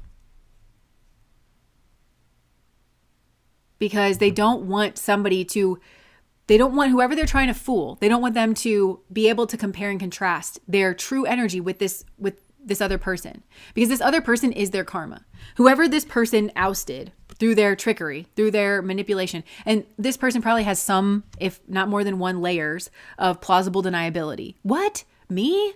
I didn't do that. I didn't this or that. And you have to be careful with this energy, because wherever there's a narcissist involved, you'll have this kind of energy. And one of the parties will be truly innocent. And they mean it when they say, what? I would never do that, because the narcissist has like projected all over them. And then the other person just puts on the show. What? I didn't mean to do that. How could you think that? But they've usually, if they're any way intelligent, they've usually kind of thought this through a bit. This is a person that I'm picking up on who does kind of know how to hide behind like a false demeanor of positivity or inclusiveness or like cooperation or whatever. So they don't want to be compared to the real thing. So they've ousted it. But they wanted there to be so much confusion and illusion. They probably inserted a lot of illusion. They wanted to sow seeds of doubt. This is very much a person who tries to control the narrative, but it's more than that. It's like they want to like control and own this. There's a person that they target that's probably a very strong person. Again, like they have a strong energy. They are what they wish to be, but they can't allow that to go on. So they will try to ruin that person's reputation. So that person will go about their life in fairness and in the light of justice, whereby their actions are building their character and reputation before the narcissist comes along. The narcissist will then insert themselves in the group, in the conversation or whatever. And then they'll start to kind of cast doubt on this person and their intentions. This person was people related to them in a fullness before. And if left alone, like this person's actions will kind of speak for themselves. But the narcissist is wanting to erode, like sow seeds of doubt about that person. Well, they're not really who they say they are, or they're not really that pure in their intentions, or because this person is a person. I don't think that they would claim to be like a superhero or anything like that. But I think that they are just at one with their actions, you know, like it's not coming from any weird place, but they do that in order to separate out, because even just you questioning, it's going to separate out a bit where you kind of, you know, put on pause between you and that person. And that allows them to control the narrative. And so that's an important thing, is to just see who is controlling the narrative in your group. Like, is there a person who, especially where one person is concerned, and that person, if you dumped out everything in your brain that somebody here was telling you about that person, somebody here that I think was ousted from a group where there was a lot of love here, and you know it. And this person, I think, they're coming through in a Leo energy, and Leo actually can be quite unique. They can be different, but they're confident in that. And it actually is a kind of uniqueness that people find fascinating, or like they like. And so like, it gets like kind of drawn in here. But I think, you know, Leo sits opposite Aquarius. So I feel like I'm seeing this narcissist kind of stick a crowbar there and try to crank it and try to say, oh, that person's Aquarius. Like, they're weird. They're trying to ostracize this person. They're trying to turn their traits that are innocuous and like they're not harmful, but they're trying to insinuate that they're harmful, right? And, you know, just to use a political example, and we can't really get away from this in our world, but you know, there was a lot of talk about trans people in like this last election, when it doesn't matter what group of people are being demonized. You have predators and you have not predators. But to cast one entire group and say, well, this entire group is predatory. It's never worked that way. If it worked that way, life would be a lot easier. We have to figure out how to identify predators within every single group that is in society, within groups of women, within groups of men, within groups of trans people, within groups of not trans people, within, it's that predatory energy that will don whatever costume. And I guess it's interesting that, you know, to use kind of trans, because that's somebody who has changed their outward appearance to match their inward appearance. And I'm not saying that like certain people can be disingenuous and do that for the wrong reasons, but it's not all of them. And it's not even most of them, you know? So like, how do we reframe the conversation where we're talking about like these kind of predatory people? And if you want to legislate anything, which is a bit crazy because trans people make up less than 1% of the population, and this is a real country with issues. So why are we talking about this? Is giving priorities, right? It's giving it's the culture war, right? Because that divides people, rather than talking about the class war, which is going to unite all of us together against the actual problem. But I digress. So that's a little bit what's gone on here, is like this person has tried to latch on to innocuous things like, oh, isn't this weird? Isn't this like, you know, isn't this like distorted? Isn't this person malevolent? Like from that, you know? And really, they're not. And they're not. But they're doing that in order to get that person out and away. Because if that person, or if that group, if this is happening on a collective level, is allowed in, and people are allowed to kind of swish the right energy around in their mouth, the true energy, the real energy, and actually get to know that person for being that person without the false narrative that has been inserted into the mix, then it's going to become clear who is telling the truth and who is telling the lie. It is going to become clear what the intention was. That the intention was always to create a scapegoat. The intention was always to alienate that, so that somebody else could play puppeteer and try to get people to do what they want them to do. And they don't want that. Yeah, because I think this is also a person who's afraid of change. And they're afraid of things changing. And the change that they're afraid of is that people cutting them off, which they should do. Because this person is like wearing a mask. They're like, you know, they try to seem like they're one thing. And this is their karma. So they don't want people to cut them off, but it's what they need. They need for people to shun them and to tell them to kick rocks, and that they need to go inward and like do some type of transformation. So they're trying to hold on to something here. I think it's material, like, or money, or they're like wanting some type of new beginning for themselves that they feel like will bring in stability or money or something like that. But they're just trying to keep people confused, and they try to keep themselves confused here as well. So whoever they've ousted is their karma, basically. And it is their teacher and is their authority, actually, is what I'm getting here.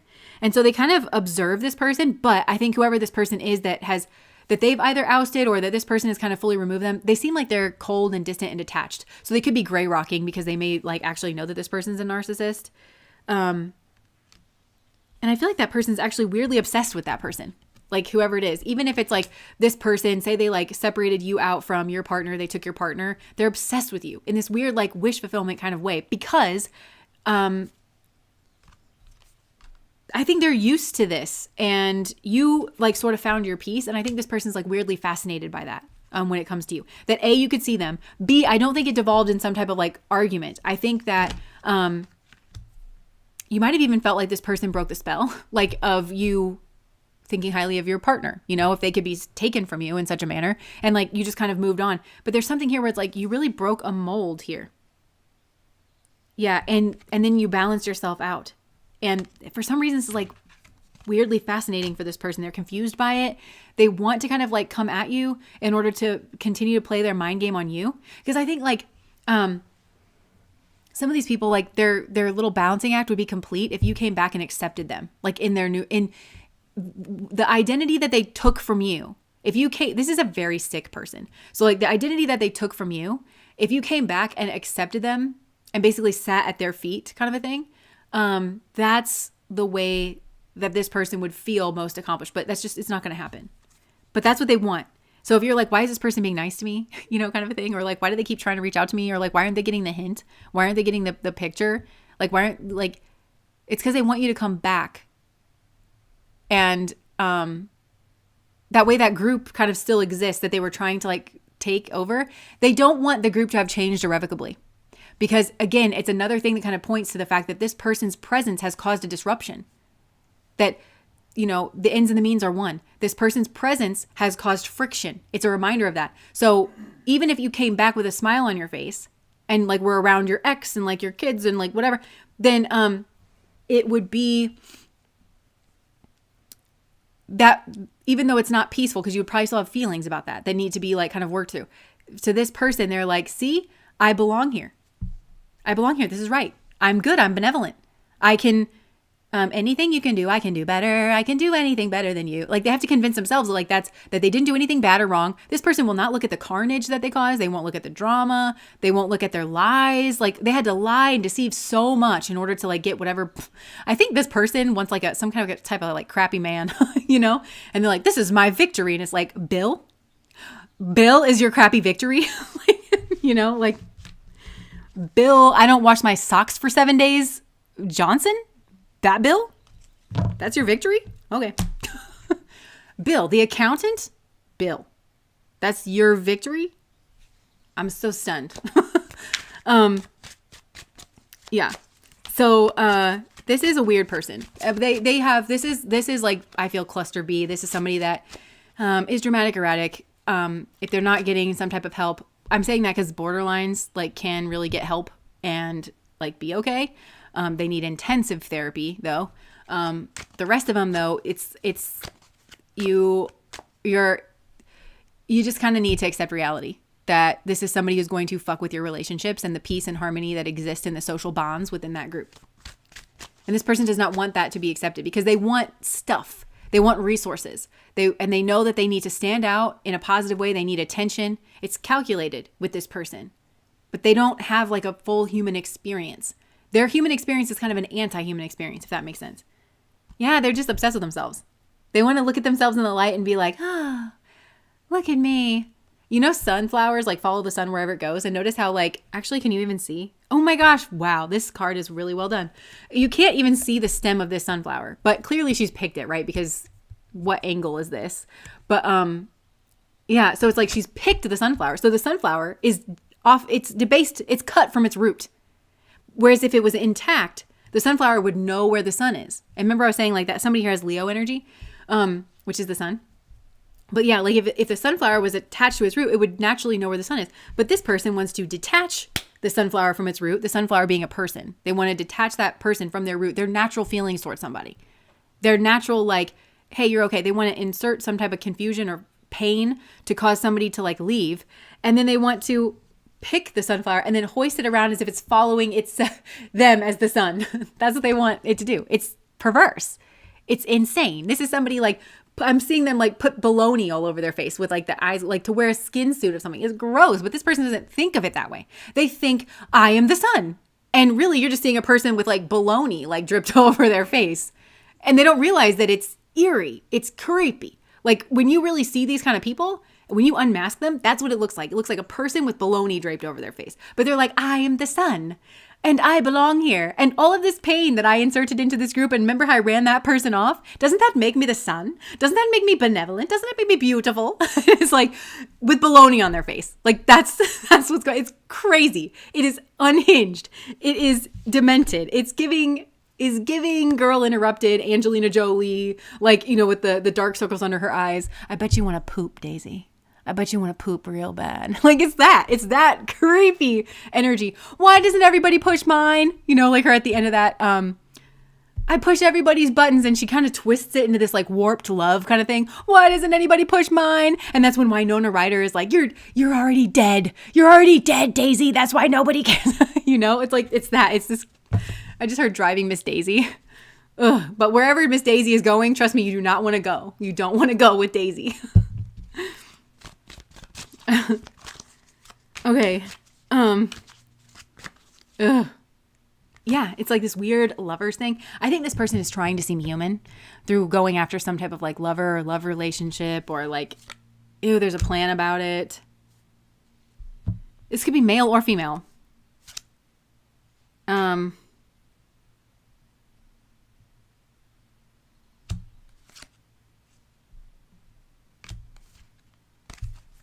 Ew. Like for some of you, like this is like a guy who's already in a relationship that's trying to like dally out of this relationship. But he's trying to keep those two worlds very separate. Because I think there's a lovers kind of situation that he uses to like for social capital, to like form an identity, but it's not who he really is. Like this guy is more Hannibal Lecter than that. And I don't mean that seriously, like in the fullest sense of that word, but I mean like he's more of a reptile than that. He's more of a self-serving creature than that. He's like, yeah. I mean, it could be the same thing with a feminine energy, but if it's a feminine energy, I more feel like she's split somebody apart to take she wanted to take a man from another woman, because it's not just enough to try to forge a relationship. She wanted to, unless she's trying to mimic somebody else's relationship, but that would be a form of trying to take that relationship, where she's trying to kind of mimic somebody else's, I don't know, and like be in competition or rival that way. So I feel like that it's more that, but if it's this masculine, I feel like there's this double life kind of weird situation.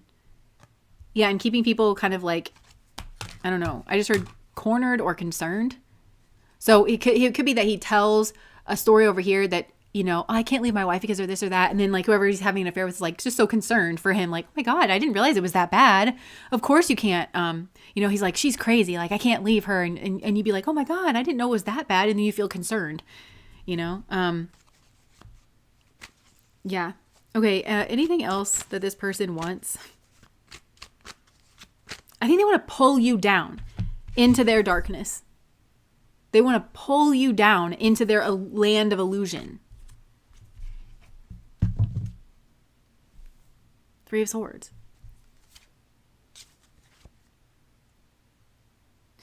Yeah, and I think like breaking your heart or knowing that they can, like seeing you sad and upset about them, like it makes them feel desired. You know, where it's like eliciting an emotion from you, like makes this, or for whoever, makes them feel desired. It makes them feel dominant. It makes them feel like on top of things, which is where they feel like they should be in order to acquire resources. That's how they're building their identity. Ooh.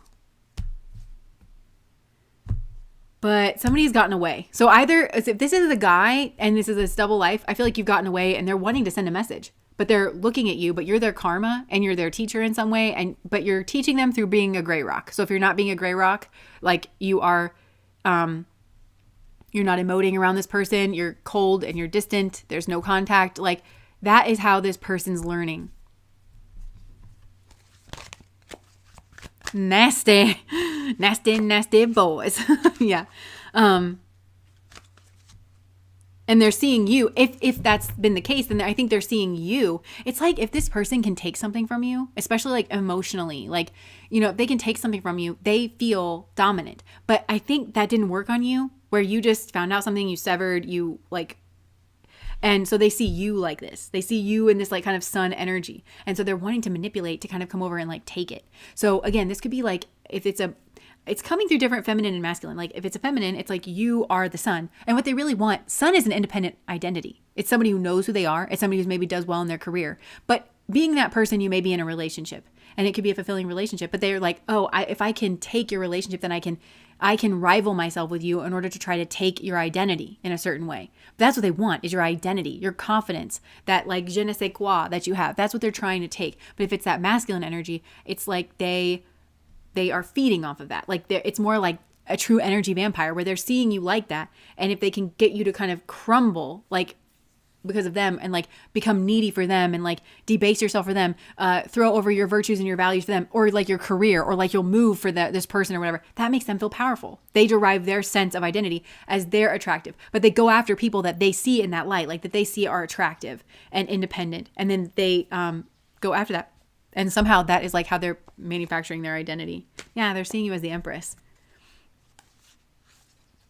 It's because you've blocked something off here. That just keeps repeating. So I think that's all I'm really getting here for pile number 3. For what does this person want? They want to steal from you. But whatever it is that they want to steal from you, whether like on the face of it, whether it's your, again, if it's this more feminine energy, they want to steal your man, your girl, like whoever you're dating, like your relationship, in order to rival you, in order to steal your place in a society, right? Or this masculine who wants to take your independence, your confidence, your career, wants you to give up all those things like for him so he can derive his sense of identity. Whatever it is, seems like on the face of it, what they're really trying to take from you is identity, like your selfness, that confidence, that je ne sais quoi, that personality, that brightness, because they feel like they can have it, but it's that energy vampire. It's like they consume that energy when they kind of can when they can originally do that, but it doesn't last. It's not like a sustainable thing.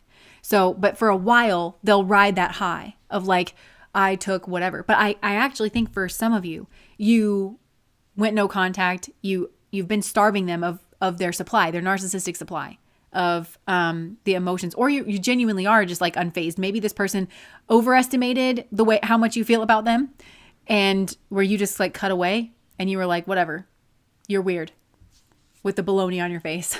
Like, so but that for some reason they're fixated on you, but it's this targeting. It's nothing to be flattered by. Like, I wouldn't be flattered by this because it's kind of scary. There's an ant crawling up the cord. So if it goes in front of the camera, maybe that'll be a message. But I'm not going to touch it. But yeah. So but ants, don't they like lift more than their body weight? So maybe that's like a message here. Like, you are a lot stronger than you seem. Like, maybe you're smaller than them in some way, but you're a lot stronger than you seem. And I think that's maybe a part of it. But yeah, this is somebody who's really trying to derive a sense of confidence, self, career, identity off of taking something from somebody else. That's really what they want. But they can only do it through illusion. This is all eyes on you, my illusionist. Yeah, all eyes on us. That's what they want. All eyes on us. You make everyone disappear and cut me into pieces. Yeah. Cut me into pieces, because it's like, that's what this person does with the narrative. They have to keep people from putting all the pieces together, either about them or about you, or like whoever they've rivaled themselves against. They have to keep people from putting the fullness together through their illusion. So that's what they want. That's their playbook. It's so demented. This is such a sick energy. But yeah, that's what I have for you guys, pile number 3. And we will move into our general messages. How interesting. How interesting of a comment to leave. Okay. I'm kind of late, but still the perfect time. Hey. 8th grade. I did my science. Oh, interesting. Must be exhausting living like that. I agree. Okay, so I'm just going to take a beat here, and then, oh, did the ant crawl in front of the camera, Lance? It just fell. I don't think it crawled in front of the camera. Oh. It was crawling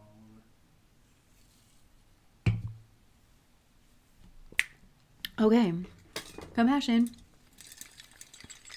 This is weird. Okay, I'm having a thought because I'm like, compassion. Like sometimes I'm like, okay, I guess we have compassion for that. But the one in pile number 3, they're not living a human experience. I feel like we have compassion for a human experience, but like I said, it's almost like they have an anti-human experience. So I don't know that we should have like compassion for that. We should have compassion.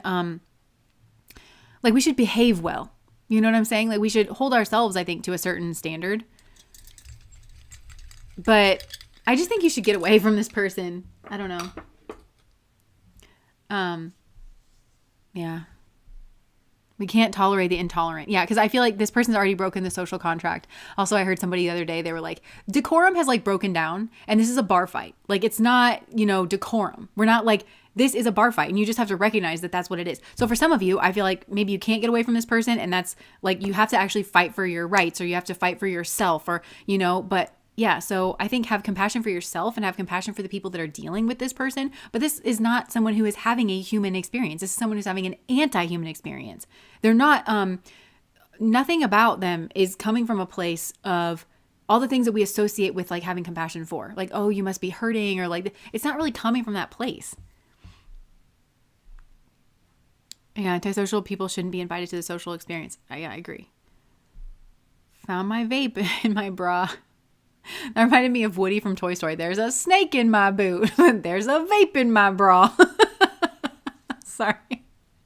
Okay, so shall we move to the general message? Actually, let me just put a little bit of gloss on. Just a little bit.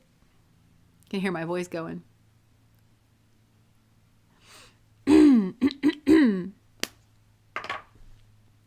I'm going out to eat after this. What? Okay. Sorry, I get excited whenever I have like something to look forward to. And I'm going to an antique show on the weekend, which I'm excited about.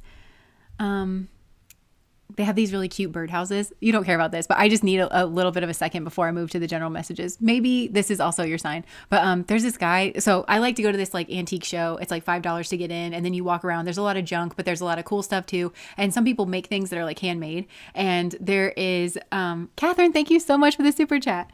So there's this guy that he makes these birdhouses and he makes them from hand and they're like round and they're really cool. And, Alex's mom knows what kind of birds they're for. Marlins, maybe. I don't know if we have a lot of marlins around here. So, but I'm going to look into all that before I go because I might actually, this might be the year that I get one because he's only there in the spring because they do a spring one and a fall one. And like you can open it and then like, so that you can dump out the old nests because we have another birdhouse here and like the old birds move out and then the new birds move in. And first they have to like kind of clean the nest and everything. But anyways, that's neither here nor there, but there's these really cool birdhouses. And if I get one, which I might not get one, but if I get one, then I'll try to show you what it is. Martins. Oh, maybe it is a martin kind of bird. Oh, marlins are a fish. Oh, isn't that a fish? I was like, what does she mean? Isn't that a fish? Oh, marlins are a fish. Yeah. Okay. But your mom knows what kind of birds they are because she's mentioned it like a couple of times. She was like, do you get a lot of those birds? And I was like, I don't know. Okay. So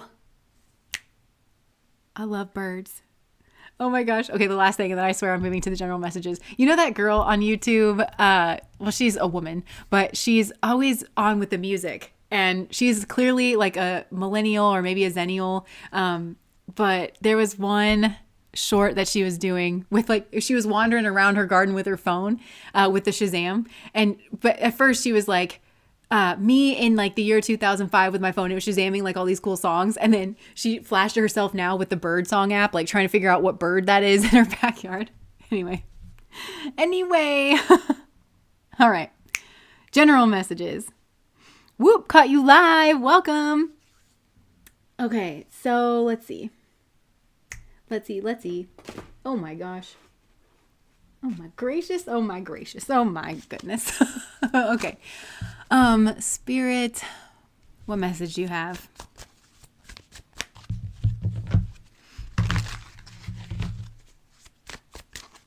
Yeah. Vapes and bra. And antique shows. I have found my people. That's funny. Okay. All right, Spirit, what message do you have? All right, Spirit, what message do you have?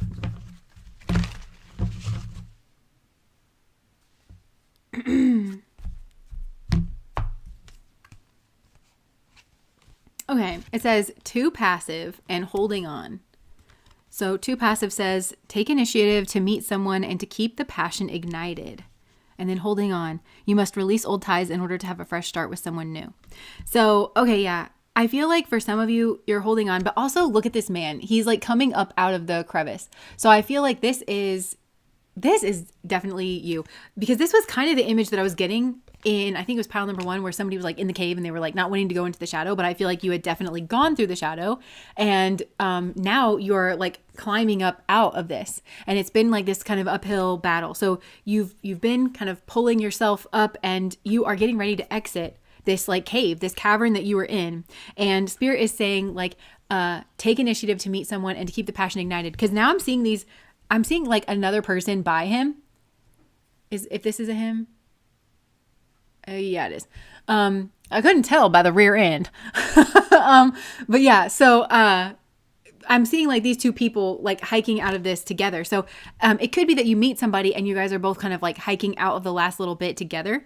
So okay, so yeah, Spirit is saying that you're guarded. Maybe because of what you just went through, like you're very guarded. Okay, it says you are lonely because you are so aloof. Trust others and let them into your heart. That's easier said than done. That's not a single step process. Okay, yeah. So this says too risky. You feel like it's not worth the risk, but opening your heart is a risk worth taking. So I just feel like you're scared and you're really guarded because you've been processing through like this maybe hellish experience that you've had with somebody, and you've gotten really acquainted with the darker sides of human nature. But it's important to remember that this isn't the totality of life, like what we do here, and like this experience that you had with this person, or maybe even if you've had them kind of in your past because you've needed to have that, that is not like every experience ever. That's not every man out there. That's not every woman out there. And I really feel like I could do a better job of this. I sometimes think about this where I do, part of me thinks it goes without saying, but then another part of me is like, well, you know, it's good to remind people of this, that we are tapping into a very specific person, like when we're doing this. And this is a person who kind of fucked you up. This is somebody who like really played with your head. And so we're processing through that, but it is just one person. And not everybody is like that. Not everybody is going to do you dirty like that. I'm getting a quote. Not everyone you love is going to leave you. That's from somewhere. Not everyone you love is going to leave you. But it's just about kind of, you know, putting yourself out there, but then trusting yourself. I think it's about building trust, like trusting that you are different and trusting that you can weather like certain storms. Like, you know, if somebody did reveal themselves to be an asshole, you would know what to do now. Like you would be able to put your foot down. You would be able to leave. You would be able to recover because you know the way, and it's never going to be as bad as it was, you know, that first kind of experience. But you've also learned other things. Like you have learned certain red flags and yellow flags. You've kind of sorted through your absolute yeses and your absolute nos. And so you can take a little bit more of a risk, like a kind of guarded risk. But I feel like, yeah, Spirit is maybe encouraging you to put yourself out there more. And I know this is a weird time to be like saying this because everything is expensive and the world is like in chaos and kind of shutting down. But if you can, I don't know, like put yourself out there in terms of doing something that you want to do. Because I'm almost getting like with that rock climbing, it's like for some of you, I think there might be something like that where it's like, well, I always wanted to rock climb, or I always wanted to do this or to do that, you know, and to kind of just like put yourself out there to be in a beginner's mind. Oh, it's kind of what I'm getting, like be a student in something like, again, rock climbing. And looking stupid, like you don't know what to do for the first time. But also I'm getting that kind of as a metaphor for love. Like it's okay to kind of look stupid and like, well, I don't really know what to do. Because maybe some of you, that's more the position you're in where it's like, I know what not to do and I process through that, but I don't necessarily know what to do. And so I might like be kind of floundering, you know, at first. Oh, false alarm. Exaggerated panic, unnecessary drama, overreacting to minor events, much ado about nothing. I'm kind of getting that like overreacting to minor events. Like, this might be your brain's way of protecting you where, you know, like you notice every little thing.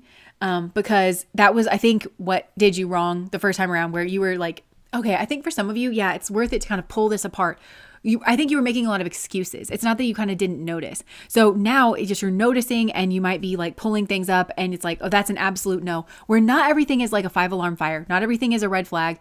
It's just kind of something to keep an eye on and to trust yourself to have that experience, you know, to say like, well, I'm just enjoying the moment with you, you know, and it doesn't have to go like I'm not committing myself to even, you know, another date after this or 5 months down the road or, you know, I'm just enjoying this and learning how to have your own back with that, you know, and maybe just having a conversation about like, I really need kind of a hands-off experience. Let's just see where this goes kind of a thing. Yeah. Yeah, because I think Spirit is saying, like, Spirit has stepped into the situation and it's like helping you to realize this is about you. Like, this is about you trusting yourself and ascension. Yeah, and you have had some level of ascension here. I feel like for some of you, this is it either has or it's going to lead in some type of status upgrade in career or money. And then you may have some type of like secret admirer.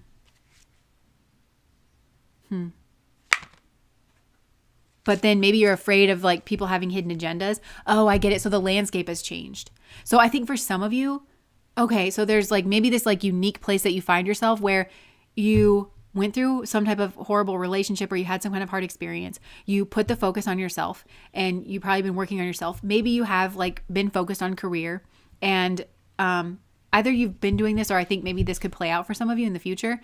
And so you're getting yourself onto your own kind of stable ground. And then there's maybe people who like admire that and they are genuinely attracted to your energy, but then also part of you is going to wonder, like, do they have like this hidden agenda? So it's not just that, okay, I learned my lesson back then. It's now you're in a kind of different landscape than you were in the past. Yeah.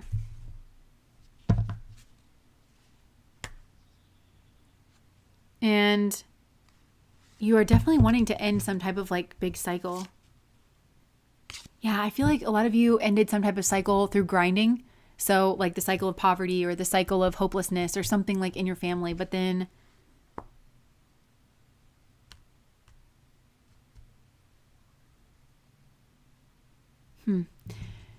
yeah, like, I don't know, maybe you had another experience or you're scared of having another experience where you find out that, you know, somebody duped you, that you were the side piece or something like that. Spilled tea. Secrets exposed. I'm really struggling to kind of find my orientation here because I think for some of you, this is like a fear because you have worked through one problem. But for others of you, this is something that has maybe actually happened where you're like, well, I worked through that problem and then I kind of thought that I was going to be impervious and come to find out like, yeah, that there was somebody here that was like very two-faced. And okay, so Spirit is saying that is not the same problem that you had in the past. This is a different kind of problem because you've changed and like you maybe have more and people kind of want that. That makes sense. But again, it's like comes back to you, like looking at yourself in the mirror kind of a thing. Whoa. Okay, so Spirit, what I feel like Spirit is trying to reassure you, like and trying to encourage you to putting yourself out there, but it's just a matter of like, I think, oh yeah. Okay, because, oh, okay. So I don't exactly know what I mean by this, but I think maybe your taste hasn't changed. Like in terms of men, like there's still maybe a kind of like type person that you are attracted to, but they, I don't know, they have changed or what they're after has changed or something because you've changed in regards of like your career. But this unguardedness has to do with like just learning who to be unguarded around. Like, I don't know. Who are you looking for, Spirit? Who should they be looking for?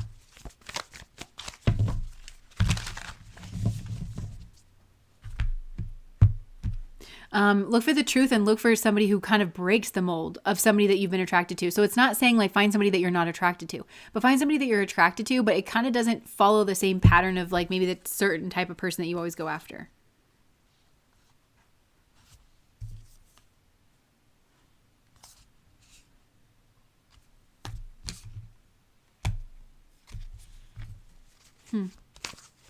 I should be looking for a dog. Oh my gosh, I met the cutest dog on my walk the other day. And this is the world's shyest dog. Okay. And I've met some shy dogs in my time, but like this dog was like so shy. Apparently the lady who's taking care of him rescued him and his siblings from like a hoarding situation. And she said the siblings that she's actually going to keep, they're kind of messed up physically, like they had ailments that she had to kind of nurse them back from. But this little dog that I met, she's like, he's kind of messed up psychologically. Like he's very sweet and everything, but he's scared. He doesn't trust. But like she kind of walked with me because I think she was trying to see if I would take him home, and I would, like if like he wanted to, but like he was like very scared. Like when I would kind of get down there to let him sniff me, he wouldn't even, like, I'd never really been around a dog like that. But then if we stood up and we started walking, he'd kind of come up and then sniff me, you know, like as I was moving, and if I wasn't like seeming like I was paying attention to him. But anyways, his name was Finn. So shout out to Finn, and Finn needs a lot of love. So if you have like prayers or anything, maybe send a little love to Finn out there somewhere in the world. Cause he's recovering. He's definitely recovering from something. I don't think that he trusts people too good, but maybe that's something here. There's a shyness of a not trusting people too good and like taking a risk, you know? Yeah, maybe that was it. Because I just really wanted to make a connection with him. And at the very least, I walk around our neighborhood. I would love to walk him around, you know? But yeah. So, yeah. Me and Finn have that in common. Finn is the spirit animal of people on this channel. Well, I mean, maybe I will end up with him. I don't know. But, because she's definitely trying to rehabilitate him. But, yeah. Okay, I think I'm going to leave that there. Because I am getting a bit of a headache. And I think it's because I'm getting hungry. Somebody waiting to fill my void is amusing to me. I hope it makes them a better human. Ah, poor Finn, just a baby. Finn is my spirit animal. Aw. Okay, well, that's what I have for you guys. Thank you so much for hanging out and for bringing your lovely energy. Thank you for the super chats. And yeah, I'll see you when I see you. We have a reading that's for Patreon, pre-recorded, and it is Where Does Your Soul Truly Belong? And I didn't exactly know how to approach that one, but I think the messages that came out were pretty insightful. I just kind of trusted spirit, and yeah. So, okay, that's what I have, and bye.